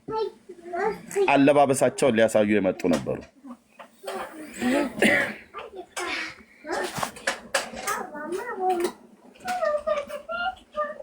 እሺ ሀገሬ ኤርሚ ጸልይልኝ፣ በአንተ ነው ጌታን ያገኘሁት፣ አመት ቢሆነኝ ነው። እሺ ነይ እህቴ ነይ እስቲ ላኪልኝ ሀገሬ። ለእግዚአብሔር ክብር ይሁን። እሺ ጌታ ይባረክ። በቅንነት ኤርሚያስ፣ ሌሎችም ወንድሞቼ እዚህ ትናንትና እዚህ ሶሻል ሚዲያ ላይ አይደለም እኮ አገልግሎት የጀመርነው። ኦኬ። እና ጌታ በጸጋው እንዲህ ካደረገን ለስሙ ክብር ይሁንለት። እናወራለን። በቅንነት የሚያወሩትን ሰዎች በእውቀት አውሩ። በእውቀት እስካወራን ድረስ ሰው የሚማርበትን ነገር ያገኛል። ሰዎች ሲለወጡ አውቃለሁ። እኔ ከራሴ ቤተሰብ ጀምሮ እኮ 4 እህትና 5 ወንድሞች አሉኝ። በሙሉ በጌታ ናቸው። በሙሉ በጌታ ናቸው። በጌታ ደግሞ በወንጌል የነገርኳቸው በወንጌል ልጆቼ ናቸው። ታላቄ ታናናሾቼ በሙሉ ማለት ነው። ከኔው አፍ ነው ወንጌልን ሰምተው ጌታን የተቀበሉት። እኔን ያልወረሰ እኔን ያላዳነ ቤተሰቤን ያላዳነ ቤተሰቤን ያልወረሰ ወንጌል መጥቻ አልነግርህም። ጀግናው የይሁዳ አንበሳ የእግዚአብሔር ልጅ ጌታችን መድኃኒታችን ኢየሱስ ክርስቶስ ከኔ ጋራ ነው፣ ከልጆቹ ጋር ነው፣ በጌታ በኢየሱስ ክርስቶስ ከሚያምኑ ጋር ነው። እና ይሄን ሰውዬ ለምን የምታስገቡት ወንድሞች እናቶች? ይሄ ሰውዬ ለምን ብታስገቡት? እታች ይስማ። ይሄ ምንም ሊያወራ አይችልም። ኤርሚዬ ሌላ ሞዴሬተር ካለ ነው እንጂ እኔ በጭራሽ አላስገባም። ስቶፕ፣ አታስገቡት። ኦኬ፣ ይህን ሰውዬ አታስገቡት። ማን ብዙ ጊዜ እንደሚያስገባው ነው እንጂ እየጠጣ እየተሳደበ ነው የሚመጣው። ምንም አሁን ይሄ ከዚህ በፊት ደጋግመን አስገብቼ አውርቼዋለሁ። እውቀት ያለው ሰው ይምጣ። አስንዬ አታስገባው።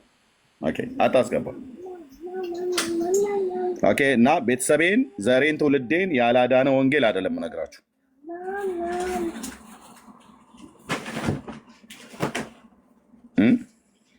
ወንድሞቼና እህቶቼን ብቻ ሳይሆን የአጎቶቼን የአክስቶቼን ልጆች ሁሉ ያላዳነ ወንጌል አይደለም እነግራችሁ። ለእግዚአብሔር ክብር ይሁን። ይኸው አስንዬም አንዱ ነው። የታላቅና የታናሽ ልጆች ነን። የስጋ ወንድሜ ማለት ነው። አድኖታል የአብ ልጅ ኢየሱስ። አድኖናል የአብ ልጅ ኢየሱስ። ያድናል። የእኛም ቤተሰብ እኮ ብቻ አይደለም ያዳነው፣ ዓለሙን ስንቱን አዳነ። ወንድሞቼና እህቶቼ እኔ እናንተ ተናገሩ ብንባል አሁን የምትናገሪው ስለ ኢየሱስ ክርስቶስ ስለ ማዳኑ ስለ አባትነቱ ስንት አለ። ያላዳነን ወንጌልን ያለወጠንን ኢየሱስን ታሪካችንን የተለወጠው እኮ በሱ ነው። ታሪካችን የለወጠ ማለት የህይወታችን ሰሪ የህይወታችን ባለቤት እኮ እሱ ነው። የሰማይ የምድር ጌታ ስሙን ስጠራው እንባን የሚቀድመኝ እንባ ማለት በቃ ወሬው ይጠፋል፣ አንደበቴ ይኮለታተፍብኛል። በቃ አልቅስ አልቅስ ይለኛል ኢየሱስ ተብሎ ሲባል ምን የትኛው አንደበቴ ያብራራዋል? የትኛው አንደበቴ ያብራራዋል? እና ስንቱን ሲያድን አይቻለሁኝ በዘመኔ ብራዘር። ያለ ፍሬ አላስቀረኝም። ውጣና ሂድና ውጣና ስበክ ብሎ ሲለኝ የሰማሁት ድምፅ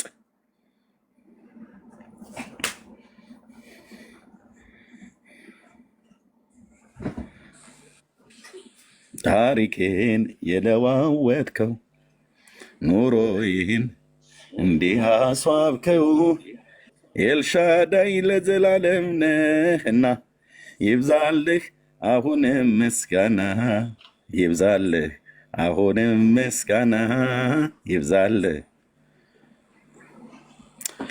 ጌታ ኢየሱስ ለዘላለም ስሙ ይባረክ። እንደዚሁ ሆኜ የዘመኔ ቁጥር ይለቅ። ኦኬ። ከዚህ ደረጃ ላይ መጨመርን እንጂ መቀነስ በህይወቴ ሳይኖር እድሜ ጨምሮልኝ ጌታ ፀጉሬ ጥጥ ነጭ የተባዘተ የበግ ጥጥ እስኪመስል ድረስ እርጅናዬ ቢጨምር ወንበር ላይ ቁጭ ብዬ እንደዚሁ ካሜራ ከፍቼ ወይም በእግሬ እየተራመድኩ ወክ እያደረግኩ ትናንት ስፖርት ሰራ እንደነበረው ወይም ከስፍራዎች ወደ ስፍራዎች እየዞርኩኝ እሺ ሼባው መጣህ በመቁረቢያ ሰዓት ብለህ ስትለኝ ኢየሱስ ያድናል እልሃለሁ። ጸጋው ሽበት ሲመጣ አይወጣምና የወንጌል ሰባኪ ሲያደርገን እግዚአብሔር ከማንም ጋር ተመካክሮ አይደለም። እስከ ተወሰነ ጊዜ ድረስ አገልግለኑ ጡረታ አያወጣንም። የዘመኔን እድሜ ቢጨምርልኝ ጌታ አገለግለዋለሁ። ንጉሴን አዳኜን እናገለግለዋለን። ሜርሲ ያደል ፋሲካ እናገለግለዋለን። ዳንዬ እናገለግለዋለን። በጌታ የሆናቸው ወንድሞችና እህቶች በጎነቱና ዳኝነቱን እንናገራለን። ቅድም እህት የሜርሲ ስትናገር ነበር። አይ ቲንክ ወይ ዳንዬ ወይ አይ ቲንክ ፋሲካ ይመስለኛል። ማናችሁ እንደተናገራችሁ አላስታውስም። እኛ ቤት የጌታን እራት የተባለውን ህብስቱንና ወይኑን በልተን ጠጥተን በነጠላ አንደበታችሁን ዘግታችሁ ቆልፋችሁ ውጡ ብሎ የሚል ሳር እንዳትበጥሱ ውሃ እንዳትቀምሱ ምንም እንዳትናገሩ ብሎ ለጉሞ የሚያስወጣ መንፈስ የለንም። እና የጌታን እራት ከበላን በኋላ ምንድነው የሚባለው? እኛ መጽሐፍት ስናነብ በቆሮንቶስ መጽሐፍት ላይ ይህም በበላችሁ ቀን ሞቱና ትንሣኤውን ትናገራላችሁ ብሎ የሚለውን እንዴ ጭራሽ እንትን አረገን እኮ አየህ፣ ምላሳም እኮ አደረጋቸው ይላል። ልክ ነው። ህብስቱ ሳይሆን ምላሳም ያደረገን መንፈስ ቅዱስ ነው። ምላሳምነታችን በምንድን ነው? ኢየሱስ ያድናል ነው። ኢየሱስ ጌታ ነው ነው።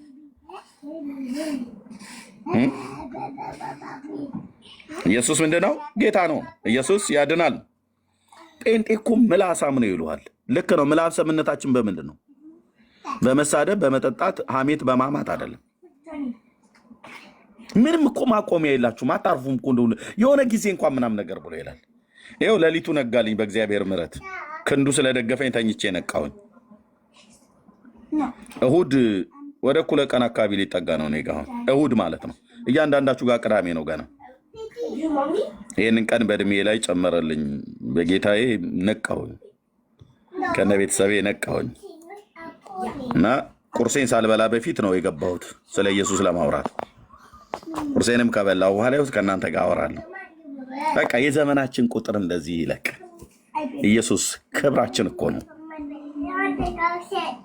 ምንድነው ያልከው ኤርምያስ? ኢየሱስ ክብራችን እኮ ነው። ኑ ወቁልን፣ ኑ ስሙልን፣ ኑ ተከተሉት፣ ኑ ወደሱ ብለን የምንጠራው አምባችን ነው። የዘላለም መኖሪያችን፣ የዘላለም መጠጊያችን ነው። መጠጊያችን ነው። መጠጊያችን ነው። የዘላለም ማለት ነው። ጌታ ለዘላለም ስሙ ይባረክ።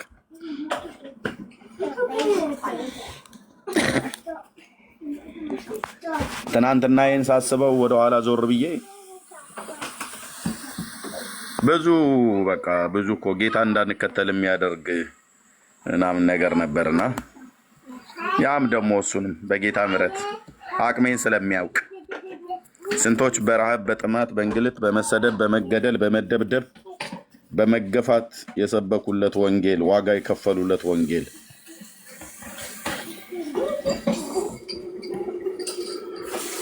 አሁን እኛ ከነ ቅዱስ ጳውሎስ ጋር ሲነጻጸር ምን ይገባል? አሁን የኤርምያስ ምናምን ነገር እኔ ጉራዬን አልቸረችርም። ጳውሎስ ጋር ቆሜ መርከቡ ተሰብሮበት በወገኖች በውጭ በኩል ፍርሃት አለብኝ ብሎ ያለ የመከራ ናዳና ዶፍ እኮ ነው ላው ላይ ይዘነበበት። በዚህ ሁሉ ግን ስለ ክርስቶስ አብያተ ክርስቲያናት ነበር የሚያሳስበው።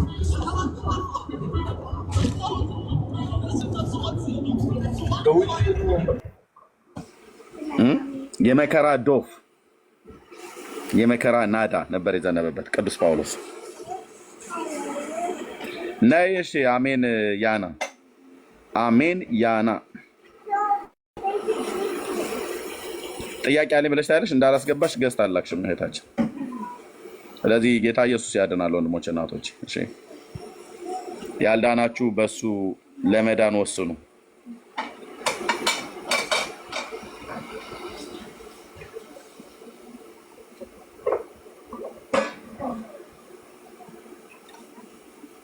እሺ እህታችን ሰላም ለእናንተ ይሁን። ኤርሚኔ ድኛለሁ ጠይቁልኝ ነው ያልኩት።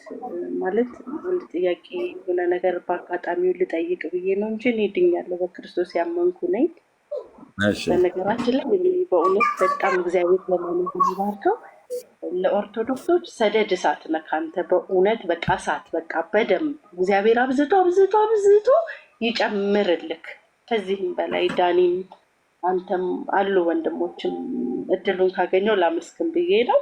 የልቤን ነው የምነግርህ። በጣም ነው ደስ የሚለኝ። በቃ የምትጠይቃቸው የምትናገራቸው ነገሮች አይደለም ላልዳኑት ለዳኑት ትምህርት ነው የምትሰጠን እና በጣም ነው ደስ የሚለኝ። ግን እኔ እንዲጠየቅ የሚፈልገው የገብርኤል የሚመለክበት ስዕል አለ አይደለ?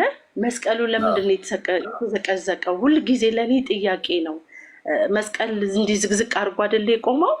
ጠይቃለሁ ባገኘሁት አጋጣሚ ኦርቶዶክሶችን እና ማንም ሰው ሊመልስልኝ አልፈቀደም እና ምናልባት ለእኔ ጥያቄ ስለሆነብኝ የሚመልስልኝ ሰው ጥያቄ ወይ የምታውቅ ከሆነ ማወቅ ስለሆነ አመሰግናለሁ። ቴንኪው እህታችን ተባረኪ። እነሱ ጋር ሲሆን አይደለም መስቀልን ሰውንም ጭምር ነው በስድብም በምንም የሚዘቀዝቁት። ግን እንደሚባለው ቤተክርስቲያኒቱ መስቀሉን የዘቀዘቀበት ምክንያት ብለው የሚሉት የእሳቱን ኃይል ለማጥፋት በመስቀሉ ነው የባረከው ብሎ ይላሉ። አሁን ጉዳዩ ምንድነው ብለሽ ብትይ ቀጥሎ ለዘመናት የማይመልሱትን ጥያቄ እንጠይቃቸው። መስቀሉ የሚዘቀዘቅበት ምክንያት መስቀሉን ዘቅዝቆ ገብርኤል ፎቶ ላይ ላሳያችሁ እዚህ ማለት ነው። እህታችን የምታነሳው ወሳኝ የሆነ ነገር ነው ያነሳሽው እህትዬ፣ ጸጋ ይብዛልሽ። ገብርኤል መልአኩ እሱን አይመለከትም፣ ግን እነሱ ብለው ስለሚሉት ያው ገብርኤል ብለው ያሉትን ሰውዬ የሚመስል ነገር እናሳየላቸው እንጂ ቅዱስ ገብርኤል መልአኩን አይመለከተውም።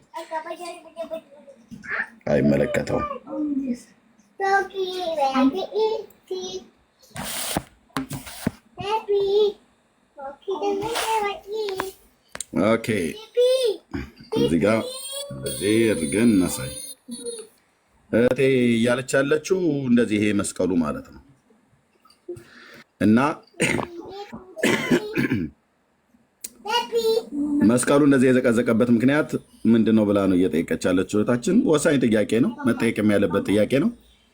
እኛ ጠይቀናቸው ኦርቶዶክሳውያን የመለሱልን የእሳቱን ኃይል ለማቀዝቀዝ ለማጥፋት በመስቀል ነው ያማተበበትና በመስቀሉ ኃይል ነው ገብርኤል እሳቱን ያጠፋው ብሎ ይላሉ። ሲጀምር ገብርኤል አይደለም፣ ከፈለጋቸው ሚካኤል ነው ይላሉ ስላለ መጽሐፉ። ኡራኤልም ላይ ኡራኤል ነው ይላል፣ ራጉኤልም ላይ ራጉኤል ነው ይላል፣ ኪዳነ ምሕረት ላይ ኪዳነ ምሕረት ላይ ይላል። እንግዲህ ገና እንትን አላለም ማለት እነዚህን ሶስቱን ወጣቶች ከእሳት ያዳነ ማን እንደሆነ ገና አልታወቅም። ገና በምርጫ ነው የሚወሰነው። ድርሳነ ኪዳነ ምሕረት ላይ ማርያም ናት ይላል። ድርሳነ ኡራኤል ላይ ኡራኤል ነው ይላል። ድርሳነ ገብርኤል ላይ ገብርኤል ነው ይላል። ድርሳነ ራጉኤል ላይ ራጉኤል ነው ይላል። ድርሳነ ሚካኤል ላይ ሚካኤል ነው ይላል። ድርሳነ ገብርኤል ላይ ገብርኤል ነው ይላል።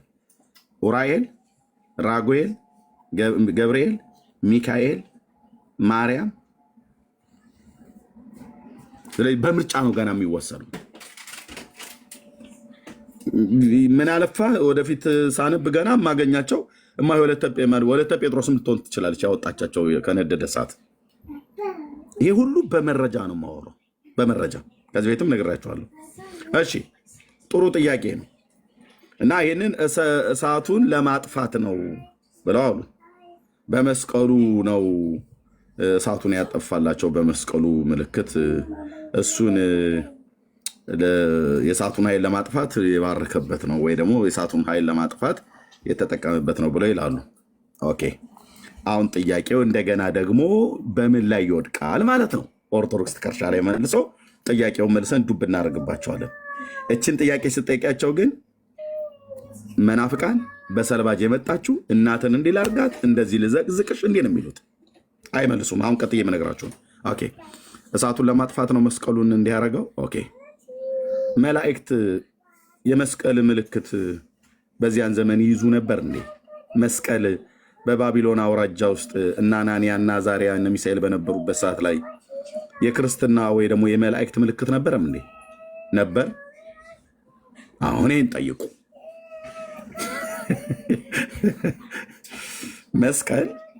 መስቀል በባቢሎን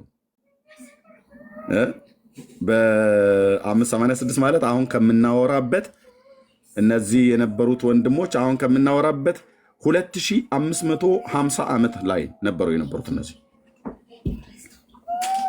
የዛሬ 2550 ዓመት ላይ ቅድመ ልደተ ክርስቶስ 550 ዓመት ላይ ማለት ነው። ጌታችን 2000 ዓመት ስለሆኑ ነበረ እንዴ? ገብርኤል መስቀል ይዝ ነበር እንዴ? መስቀል እንደዚህ የተመሳቀለ መስቀል ከመቼ ጊዜ ጀምሮ ነው በክርስትናው ዓለም ይታወቅ የነበረው? በመላእክት ዓለም ይታወቃል እንዴ? ይይዙ ነበር እንደነ መምሬ ሽርሽር? ይህን ስትላቸው አይመልሱ። መልሳቸው ስድብ እንደሚሆን አስረግጬ እነግርሃለሁ።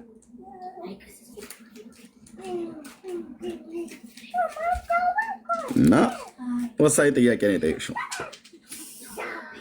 የእሳቱን ኃይል ሊያቀዘቅዝበት ነው ይሏል። ባይዘዌ ይሄንን የማን ነው ብለህ ብትለኝ ይሄ ገብርኤል እንደዚህ አይነት ይዞ የማያውቅም። ይሄ ተንኮለኛ የሆነ መነኩሴ ወይ ባህታዊ ነኝ ብሎ የሚል ነው የሚይዘው የኦርቶዶክስ። ከላይ እንደዚህ መስቀል አለው፣ ከታች ደግሞ እዚህ ጋር መውጊያ አንካሴ ያለው የሚይዙትን ይሏቸው።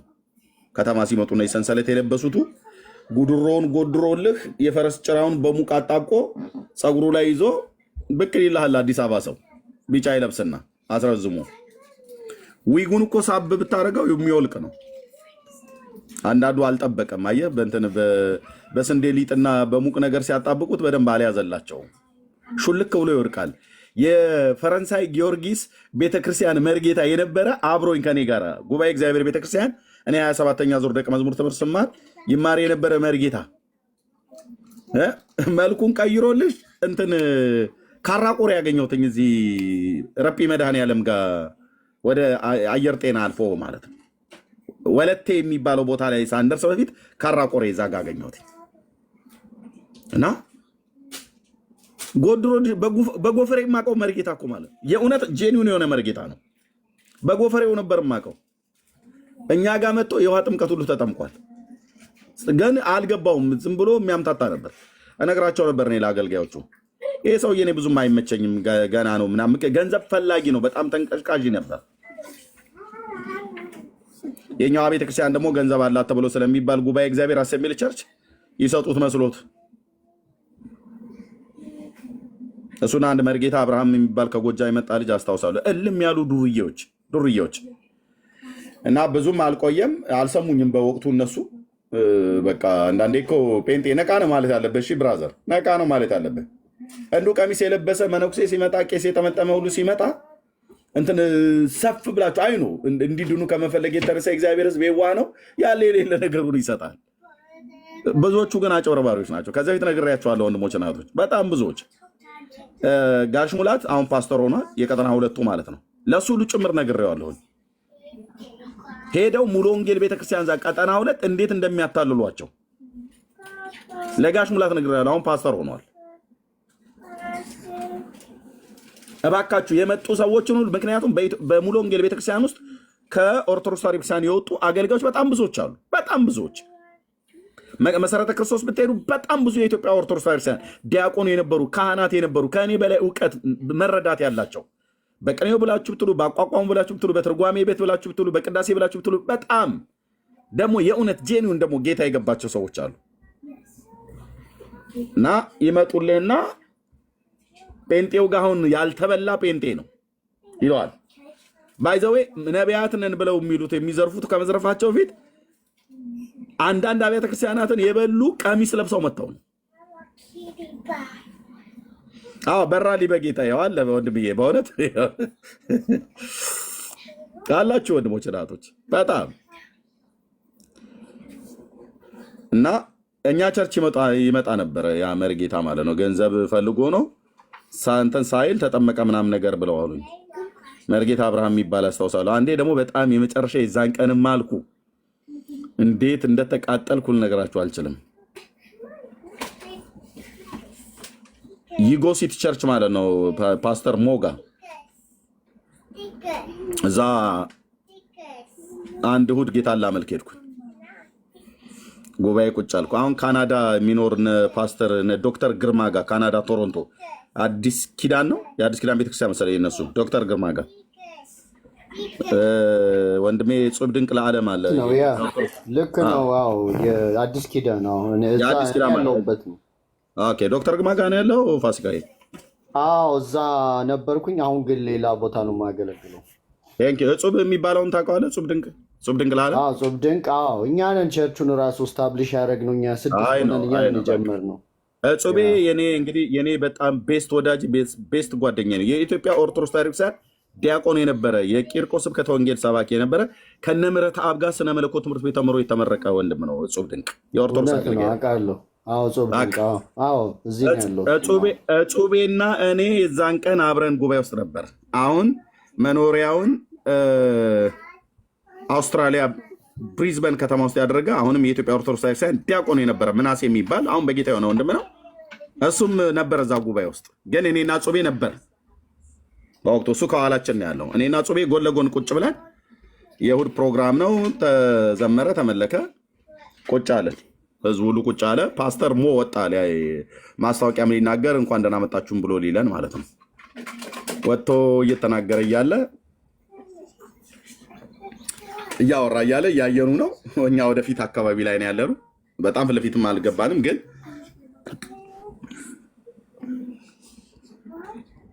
ከፊት ካሉ 4 እና 5 ድርድሮች ውስጥ ያሉ ወንበሮች ውስጥ ነው የተቀመጡ ነው።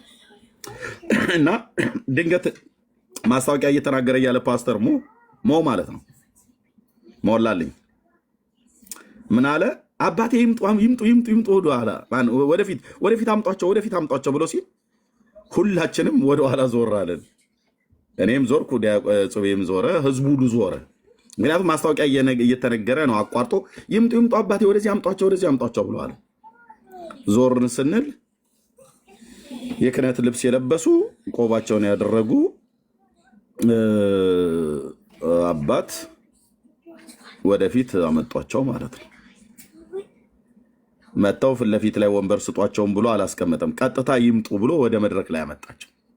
እንደዛው እንደመጡ ቆይ አታስቀምጧቸው፣ ይምጡ፣ ወደዚህ ኑ፣ ይምጡ ብሎ ወደ መድረክ ላይ አወጣቸው።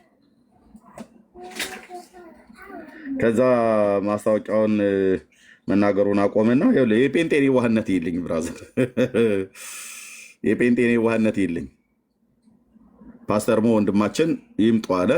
አመጣ። ማስታወቂያውን አቋርጦ እንኳን ደህና መጡ አባቴ፣ ሰላም ነው ወይ እንዴት ነው ወይ ምናምን ነገር አለ። እግዚአብሔር ይመስገን ምናምን ነገር አሉ። እንደው የሚሉት ነገር ካለ የመጀመሪያ ጊዜ ነው የመጡት። አዎ እና ምን የሚሉት ነገር አለ ብሎ ማይክ ሰጣቸው፣ ማንነታቸውን ሳያውቅ እና ቆቡን ጭንቅላቱ ላይ አድርጓል። ደግሞ በላው ላይ ዲያቆናቱ ማለት ካህናቱ የሚያደርጉት እነዚህ ጳጳሳቱ መነኮሳቱ የሚያደርጉትን አይነት አንገልብስ ነገር ጣል አድርጓል። በግራና በቀኝ አይታይም። ፊቱ ልክ ታቦት የተሸከመ ሲመስል ትንሽ ነው በፊት ለፊቱ ስንትታየው እና መናገር ሲጀምር ወንድሞቼ ናቶቼ አልተመቸኝም ማለት እኔን አያውቀኝ ጉባኤ ውስጥ ግን ይናገረው የነበረው ነገር በኢትዮጵያ ኦርቶዶክስ ተዋሕዶ ላይ ይናገር የነበረው ነገር በፍጹም አልተመቸኝም። የቤተ ክህነት ሰው ነው ወይ ብላችሁ ብትሉ፣ አዎ በደንብ የተማረ ሰው ነው። የቤተ ክርስቲያን ነው፣ ቃናው ያስታውቃል። ግን ይናገርበት የነበረው ነገር በፍጹም አልተመቸኝም እና ጹብ ዳንቅን ጹቤን ጎንተል አደረግኩት ከጎኔ ስለነበር እና ኤርሚ ታውቃቸዋል እንዲ አለኝ። አይ አላውቃቸውም፣ ግን ንግግሩ እኔ አልተመቸኝም አልኩት እዛው ጎን ለጎን እና ገና ወጥቶ መድረክ ላይ እንትን ሲል ኦርቶዶክስን በመወረፍ ነው የጀመረው። ቤተክርስቲያኒቱን እንደ ቤተክርስቲያን ማለት ነው። እንደዛ ሁላችን የፈለገ ነገር ቢመጣ ቤተክርስቲያኒቱን እንደ ቤተክርስቲያን እየወረፍክ የምትናገረው ወንጌል የለም። ስህተት ካለ ስህተትን በተመለከተ ስትናገር በዛ ውስጥ ያለ አሰራርን ስህተቱን ትቃወማለህ እንጂ ቤተክርስቲያኒቱ እንደ ቤተክርስቲያኒቱ ወርፈ ከጀመርክ ችግር አለ ማለት ነው። እና እኔ ሰውዬ አልተመቸኝም ብያልኩትኝ። ከዛ የሚናገራቸው ቃላቶች በጣም ለጆሮ የሚሰቀጥጡ ቃላቶች የሚናገረው እዛ ሰማኑ። ቁጭ አለ። ቁጭ በሉ አባቴ ምናምን ነገር ብሎ አላቸው። ቁጭ አደረጋቸው። ቁጭ ከማለታቸው ፊት እዛው እያሉ እና ምን አሉ፣ እኛ ለዚች እሳቸው የተጠቀሙትን ቃል አልጠቀመውም፣ ግን በፍጹም አግባብ አይደለም። የለየልኝ ጴንጤ ነኝ። ያን አይነት ቋንቋ እንኳን ህዝብ ፊት መድረክ ላይ አይደለም በተናጠልም እኔም አልናገረውም። በቤተክርስቲያኒቱ ላይ ማለት ነው። ኦርቶዶክስ ቤተክርስቲያን ላይ ስህተቷን እናገራለሁ እንጂ ቤተክርስቲያኒቱ እንደ ቤተክርስቲያኒቱ እንደዛ ነገር ያንን ነውረኛ ቃል ስለተናገረ እኔ እንትን አለውም እና እዛው ጋር ሆኖ እኛ አሁን አገልግሎት እየሰራ ነው። ብዙ የዳኑ መነኮሳት አሉ እና መጽሐፍ ቅዱስ ያስፈልጋቸዋል ምናምን ነገር። አሁን አንዱ ይሄን ነው ብለው የሚሏቸው ወንድሞች ናቶች እዚህ ሶሻል ሚዲያ ላይም ዘምተውልሃል። ካናዳ አሜሪካ ያላችሁ በጣም በስውር የሚያገለግሉ ገዳማውያን አባቶቻችንን ደርሰናቸዋል በወንጌል እውነት እና መጽሐፍ ቅዱስ ነው የሚፈልጉት። የመጽሐፍ ቅዱስ ችግር ነው ያለባቸው። እባካችሁ መጽሐፍ ቅዱስ። ጴንጤ ደግሞ መጽሐፍ ቅዱስ ብለህ ካልከው አይደል ቤቱን አስይዞ ሁሉ ሊገዛልህ ይችላል። ተበድሮም ቢሆን ሊገዛ ይችላል። አሁን አስችዬ መጽሐፍ ቅዱስ ችግር አለብኝ ብዬ ብለው መኪናውን ሁሉ ሸጦ ሊገዛ ይችላል። ጴንጤ እንደዚህ ነው። በቃ መጽሐፍ ቅዱስ ብለህ ካልከው በቃ በቀንነት ሰው የእግዚአብሔርን ቃል እንዲረዳ ብሎ ያለ የሌለውን ደፍቶ አደፋፍቶ ጥሪቱን ሁሉ ይሰጣል። እችን የጴንጤ ደካማ ጎን አውቀውብናል። ቅንነታችሁንም እንዳጥሉ እንደዚህ ደግሞ ብለው የሚሉ ወንጌል የሚሰሩ በትክክል ሰዎች ስላሉ ማለት ነው። እና መጽሐፍ ቅዱስ ያስፈልገና ምናምን ነገር ብሎ አለ።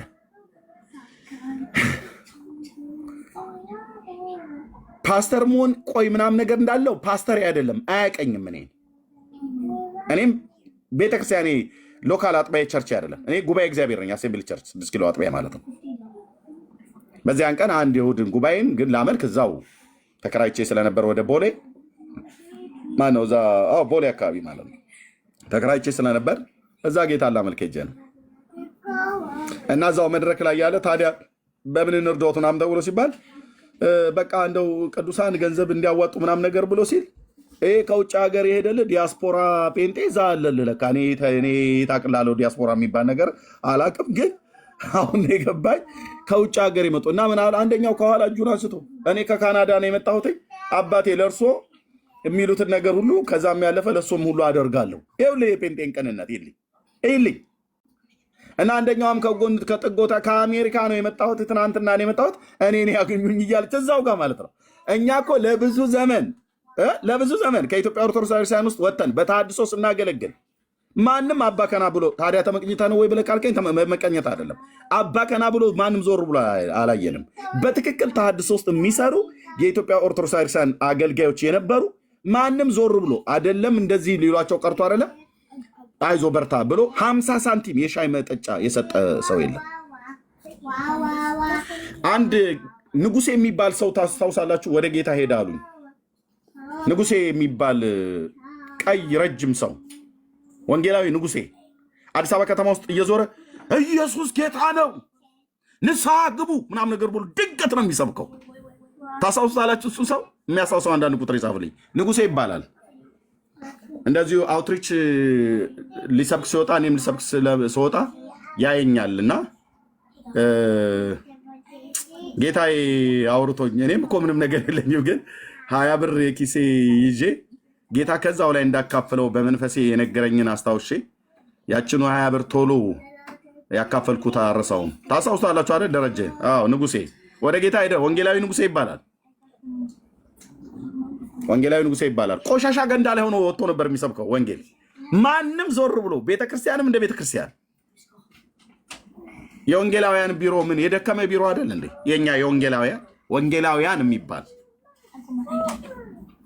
በደሞዝ የሚባል እኮ እንበላለጣለን አይደል? ፓስተሮቻችን ናቸው ደሞዝ ያላቸው፣ ነቢያቱ ናቸው ምን ደሞዝ ያላቸው። እነሱ እንደፈለጋቸው ነው የሚያደርጉት። ወንጌላውያን ማንም ዞር ብሎ ወንጌላዊ ብሎ የሚል አለ እንዴ? ድሮስ ወንጌላዊ ንጉሴ ማለት ነው። ታውቁታላችሁ። አሁን ወደ ጌታ ሄደ። እንደነኛ አይነት ሌሎች አሁን እህቶቻችን ወንድሞቻችን እየወጡ ወንጌል የሚሰብኩ በአዲስ አበባ ከተማ ውስጥ ማንም ዞር ብሎ ያላያቸውና እኔ ከካናዳ ነው አንደኛው ከኋላ እዛው እነ ፓስተር ሞጋ እንመለስ። እኔም ደግሞ ከአሜሪካን የመጣሁት ትናንትና እያለች ማለት አንደኛይቱ ከእንግሊዝ ነው፣ አንደኛውም ደግሞ ከጀርመን የመጣሁት ከዛ ሲያመነኩሴ እዛው ቆሞ ገንዘብ መሰብሰብ ተጀመረለት።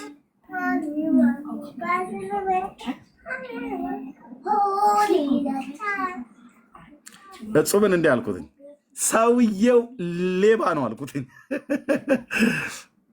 አላቀውም፣ ሰውየውን እኔ አላቀውም፣ እሱም አያቀኝም። ግን የሚያውቀው ጌታዬ በእኔ ውስጥ ስላለ አስረግጬ ነው የምነግርህ ወንድሜ ዲያቆን እጹብ ድንቅል አለም አልኩትኝ። ሰውየው ሌባ ነው፣ ፓስተር ግን አላወቀውም አልኩት። ተው እንጂ ኤርሚ አለኝ። አዎ አልኩት። አምላክ እንደሚናገረኝም ስለሚያውቅ አይ ውሸትን ነው አላለኝም። ሌባ ነው ሰውየው አልኩት። እና እንዳላ ጎረፉለት። አንዳንዱ ከጉባኤ በኋላ ስወጣ አዳግኘሁት ምናምን ነገር አለ። ብቻ ፕሮግራሙ አለቀ። እንደዛው ነው። እዛ ሲወጡ እጹብ እየነገርኩት እኔም አባቴ ልሸኞት ፈልጋለሁ ብሎ ቶዮታ ኮሮላ መኪና ነበረው ልሸኛቸው ነው ብሎ ሲለኝ እኔ ከዚህ ሰውዬ ጋር አልሄድም አልኩት። ከአንተም ጋር አልሄድም፣ በቃ በሌላ ቀን እንገናኛለን እጹብዬ ቴንኪው አልኩት። ኧረ ኤርሚ ምናምን ብለህ በፍጹም ሰውየው አጭበርባሪ ነው ስለ አንተ ምን እያልክ ነው አልኩት። ጓደኛዬ ስለሆነ እጹቤ ሰውየው ሌባ ነው አልኩት። እጹቤ ካለህ እዚህ ና ግባ። እጹቤ አለ አሁን ካናዳ ነው ያለው ወይስ ኢትዮጵያ ሄዷል?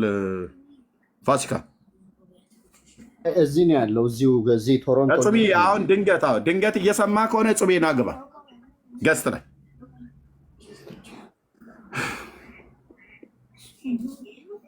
ብዙ ጊዜ ቲክቶክ ምናልባት ገስት ላይ እየሰማን ከሆነ እጹቤ ና ግባ ካለ ማለት ነው። አይ ቲንክ ቲክቶክ ላይ ብዙ እንትን የሚል አይመስለኝም፣ ግን ካለ ይሰማሃል፣ ይገባ ነበር። ያ ኦኬ ካለ ግን ይኸው በቃ ወንድሜ ስሙን እየጠራ ማለት ነው። በጣም መወደው ወንድሜ፣ እንዴት አይነት ቅልብ ያለው ወንድም እንደሆነ በጣም ተው እጹቤ ያልኩት ተው። ልክ ኢጎስት ቸርች ስንወጣ ፊት ለፊቱ ላይ ቦሌ ኢንተርናሽናል ሆቴል አለ። እዛኛው በር ላይ ሄዶ ቆመ መነኩሴው እና ከኔ ጋር ስለሆነ እኔ በእውነት ውስጤ በእግዚአብሔር መንፈስ የተረዳሁት ነገር ስላለ ፊቴን ምንም ጥርሴን ምናምን ነገር ብዬ አላገጠጥኩለትም። ቅጭም ነው ያረኩበት ሰውየው ላይ። አጭበርባሪ ላይ በእግዚአብሔርን ሕዝብ ዘርፎ እንዴት ብዬ ሕዝቤን በልቶት ማለት ነው። እኔ ተው ብዬ ብላቸው ጮኬ ተው ብዬ ብላቸው የሚያውቁኝ አንዳንድ ሰዎች ሊሰሙ ይችላሉ። ምናልባት ያዙት ይህን ሰውዬ ጉባኤ እየረበሸ ነው ብሎ እኔ ሊያስይዘኝ እንደሚችል አልጠራጠርም። ሌባ መድረክ ላይ ወጥቶ ሰውየውን ከዛ በፊት አላቀውም በምን አወቀው ብለህ ካልከኝ የተባረከው መንፈስ ቅዱስ በውስጤ ከጹቤ ጋራ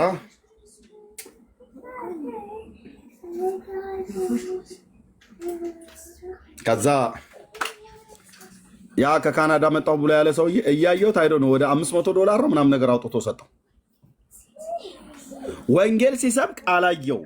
ቀሚስ የለበሰ ቆብ ያደረገ ገዳማት ውስጥ አባቶች አሉ ብሎ ስላለው አይቶት የማያውቅ ይሄ ከካናዳ የመጣ ሰውዬ 500 ነው የሰጠው። በቅንነት ነው። ወንጌል እየተሰራ መስሎት ሰውየው የተናገረ እውነት መስሎት። አንዳንዴ ገንዘባችሁን የትና በምን ሁኔታ እንደምትሰጡ ወቁ። ዲያስፖራዎች በተለይ ከኢትዮጵያ ውጭ ያላችሁ ማለት ነው። አገለግላለሁ ብለ ስንት ፓስተሮችና ስንት ወንጌላውያን ተርበው እነሱን ያረዳችሁ እንትኖች አትሁኑ። ይቅርታ አድርጉኝ፣ ግብዞችም አትሁኑ። አንዳንድ ጊዜ ለማስመሰል ብላችሁ ለመወደ በቃ ይኸው በቃ ብና እነሱ ብራዘር አድምፈጠው እንዴት ጴንጤን እንደሚያጠምዱ እናውቃለን። እኔም እንደነሱ እኮ ቀሚሱን ለብሼ በተሐድሶ ውስጥ አገለግል ነበር ከነመምህር ጌታቸው ጋር። ግን ስናገለግል በጽድቅ ነበር። እግዚአብሔር ስሙ ይባረክ። እናም ታታ ብዬ ብል እዛም ሙዳይ ምጽዋቱን እዚህ የጴንጤን ኪስ ዘርግፈን ልንበላው እንችላለን። ጽድቅ ግን ያዋጣል። እና ምሳን በላ ምናምን እኔ አልበላም። እኔ ከዚህ ሰውዬ ጋር አልበላም። ይቅርታ አድርግልኝ አልኩትኝ። ወደ ቦሌ ድልድይ ፎርቹን ካፌ ጋር ሄድን። ባጭሩ ጹቤ እንትን አለ። ከዛ ሰውየውን በኋላ ላይ እኔ ተከታተልኩት ከጹቤ ጋር በዚህ ተለያየን። ምሳ ምናምን ነገር እኔም ለብቻዬን የምበላው ምናምን ብያልኩኝ ተከታተልኩትኝ። እሱ ገንዘቡን ከለቃቀመ በኋላ እዛ ፎርቹን ካፌ በሉ። እኔም በተናጠል ለብቻዬ በላሁ። እዛ ከጹቤ ጋር ተለያይተናል። ሰውየውን መከታተል ስለነበረብኝ ተከታትየው ታክሲ ሲገባ ቦሌ ድልድይ ጋር አብሬ ገባሁኝ። የያዘው የሳሪስ አቦን ታክሲ ነው። ተከታትየው አብሬ እኔም ሄድኩኝ።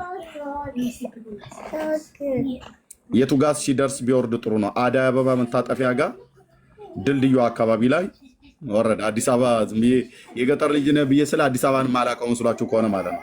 ወደ አደይ አበባ እንደዚህ መታጠፊያው ጋር ድልድዩዋ ጋር ቆመ። እሱም የነበረበት ታክሲ እኔም የነበርኩበት ታክሲ ፊትና ኋላ ነው።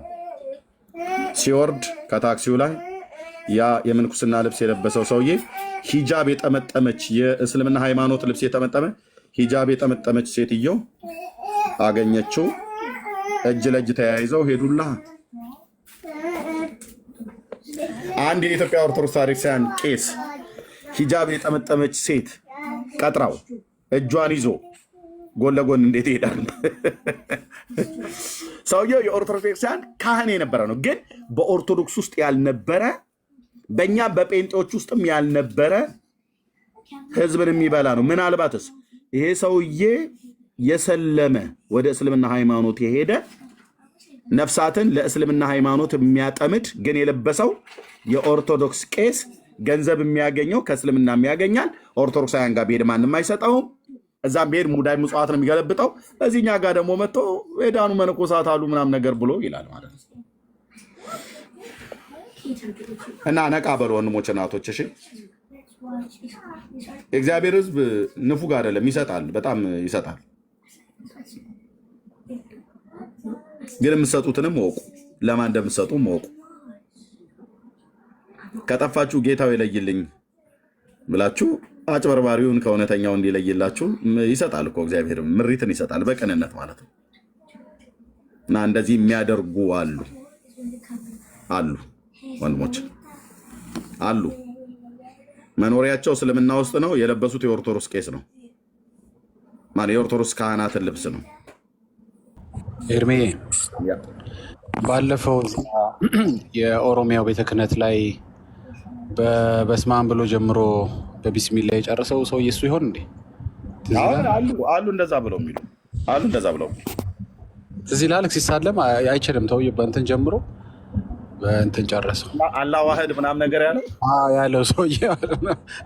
በስማም ጀምሮ እና እንግዲህ ራሱ ሰውየው እንዳይሆን በጣም ብዙዎች አሉ እንደዚህ አይነት ማለት ነው። ግን በጣም የሚያሳዝነው እኔ ብዙ አብያተ ክርስቲያናት የወንጌላውያን አማኞች በዚህ ጉዳይ ልንበላ አይገባም። ቀሚስ የለበሰ ቆብ የደፋ መነኩሴ ቄስ ምናምን ነገር ማንም ዲያቆን ሲመጣ ምናምን ነገር ብላችሁም አትበሉ ወንድሞቼ ናቶቼ። በቃ ቢድን ለራሱ ነው። ብፁዕ አቡነ ማትያስ ለምን አይመጡ? በቃ ቢድኑ ለራሳቸው ነው።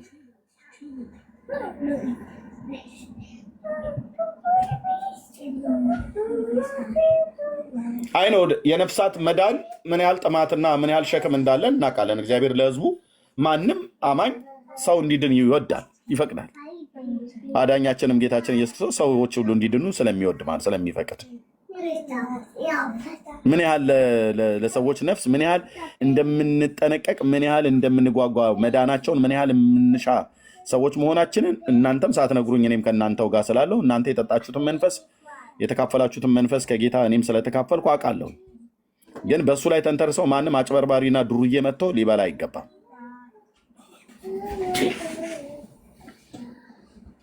ከየት ነህ ማነህ ምናምን ብላችሁ ጠይቁት።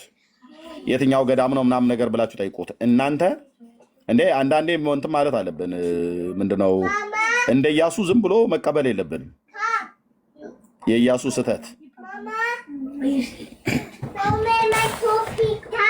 የበሰበሰ እንጀራና የወይን ጠጅ ባቁማዳ ይዘው ከሩቅ አገር ነው የመጣ ነው ብለው ስላሉ ወዲያውኑ ተቀበላቸው። ኢያሱ ማለት የነዌ ልጅ ኢያሱ ከሙሴ ቀጥሎ እስራኤልን የመራ የዘመኑ ጴንጤ ይመስላል እሱ።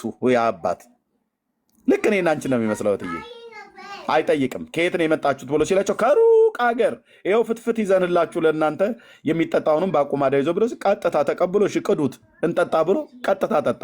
ልጸልይበት ጌታን ልጠይቅ አላለም። እና ካበሏቸው ካጠጣቸው በኋላ ከፌሽታው በኋላ ቃል ግቡልን አሏቸው። በያህዌ ስም አንገላችሁም ብለው ማሉላቸው። ከዛስ እዚሁ አፍንጫቸው ስር የነበሩ ገባኦናውያን መሆናቸውን አወቁ። ወይኔ ነዶ ምናምን ነገር ብለህ እንደምትለው ጣትን አትነክስም። ከዛ በኋላ ኢያሱ በቃ ምልሃል ከጠላቴ ጋር ነበር እንዴ? ለካ ጠላቴን ፍትፍት ነበር እንዴ ስበላ ነበር? ምንም ማረባኔ ምናምን ነገር ብለህ ግርግዳን በቴስታ መምታት በእጅም ጠረጴዛ መደብደብ የለብን። በመጀመሪያ ያመጣውን ከመብላትና ከመጠጣት በፊት እነዚህ ሰዎች ከየት ናቸው ብሎ መጠየቅ። ማንን?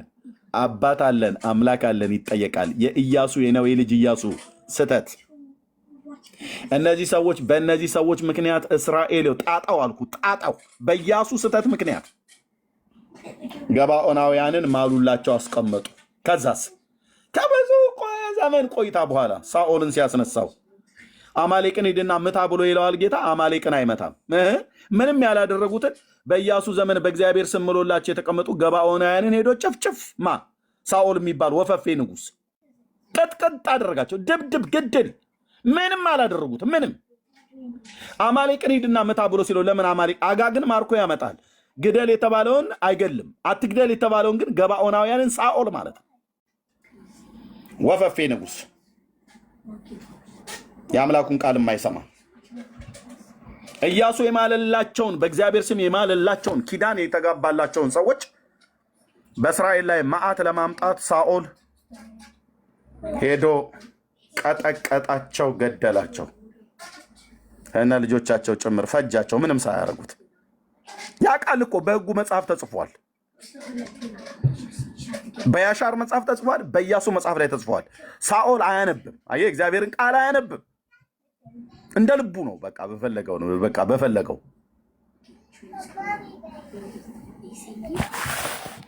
በእነዚህ ሰዎች ምክንያት ጦስ ምድሪቱ ላይ ሞቱ። ጌታ አይቷል በማደሪያው።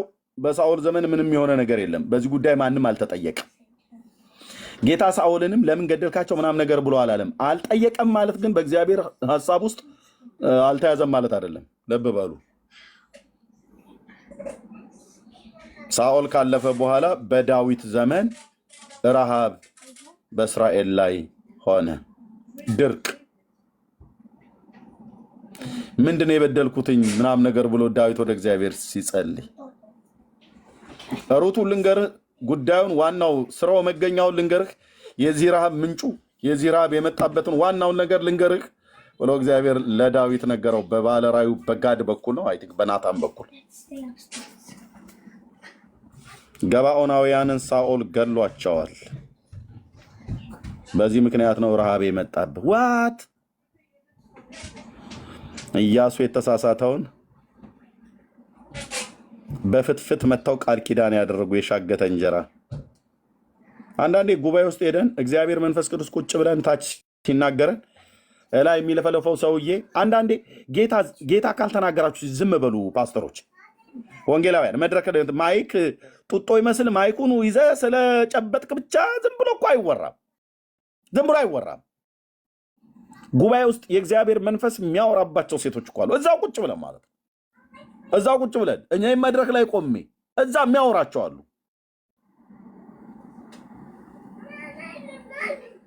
ከኔ ነው ከኔ አይደለም። ይሄ ድምፅ እየሰማሁት ነው። እዛ እኮ እየተሰበከ ነው። እዛ መድረክ ላይ እየተሰበከ ጉባኤ ሁሉ አሜን ሃሌሉያ እያለ ራእይ እያሳየ ራእይ ጉባኤ ውስጥ ራእይ ሕያው ምስክር ነኝ። ራእይ ህልም አይደለም። እንቅልፍ አልወሰደኝም። ራእይ ከኔ ነው ከኔ አይደለም። አይኔን እጠርጋለሁ። ምንድነው የተፈጠረው ነገር? ምንድነው የነካኝ ብዬ እኔማ መጀመሪያ ጊዜ ላይ ማለት የታቅላለሁ የእግዚአብሔር መንፈስ መሆኑ በኋላ ነው የገባኝ።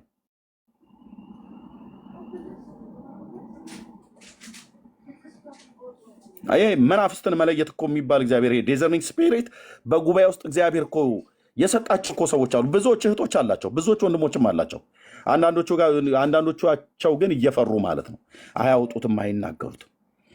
እና እየተሰበከ ነው ስብከቱን ማንም አይሰማም። ያ ሰውዬ አይሰማም። ሌላ ራእይ ውስጥ ነው እግዚአብሔር እያሳያለሁ። እኔ ጉባኤ ውስጥ ቁጭ ብዬ ለመጀመሪያ ጊዜ ራእይ ያየሁትኝ ህብረት አምባ ቃለ ሕይወት ቤተክርስቲያን ፓስተር ጎሳዬ ጋር የወጣቶች ፕሮግራም አርብ ፕሮግራም ላይ የዛን ቀን ነው ራእይ ጉባኤ ውስጥ ቁጭ ብዬ። ህልም አይደለም ራእይ። ህልም ተኝተን ነው። ህልምና ራእይ ይለያያል። ራእይ ከመድረኩ ጀርባ መድረኩ ተከፍቶ ነው የማየው። ይሄ ዘመን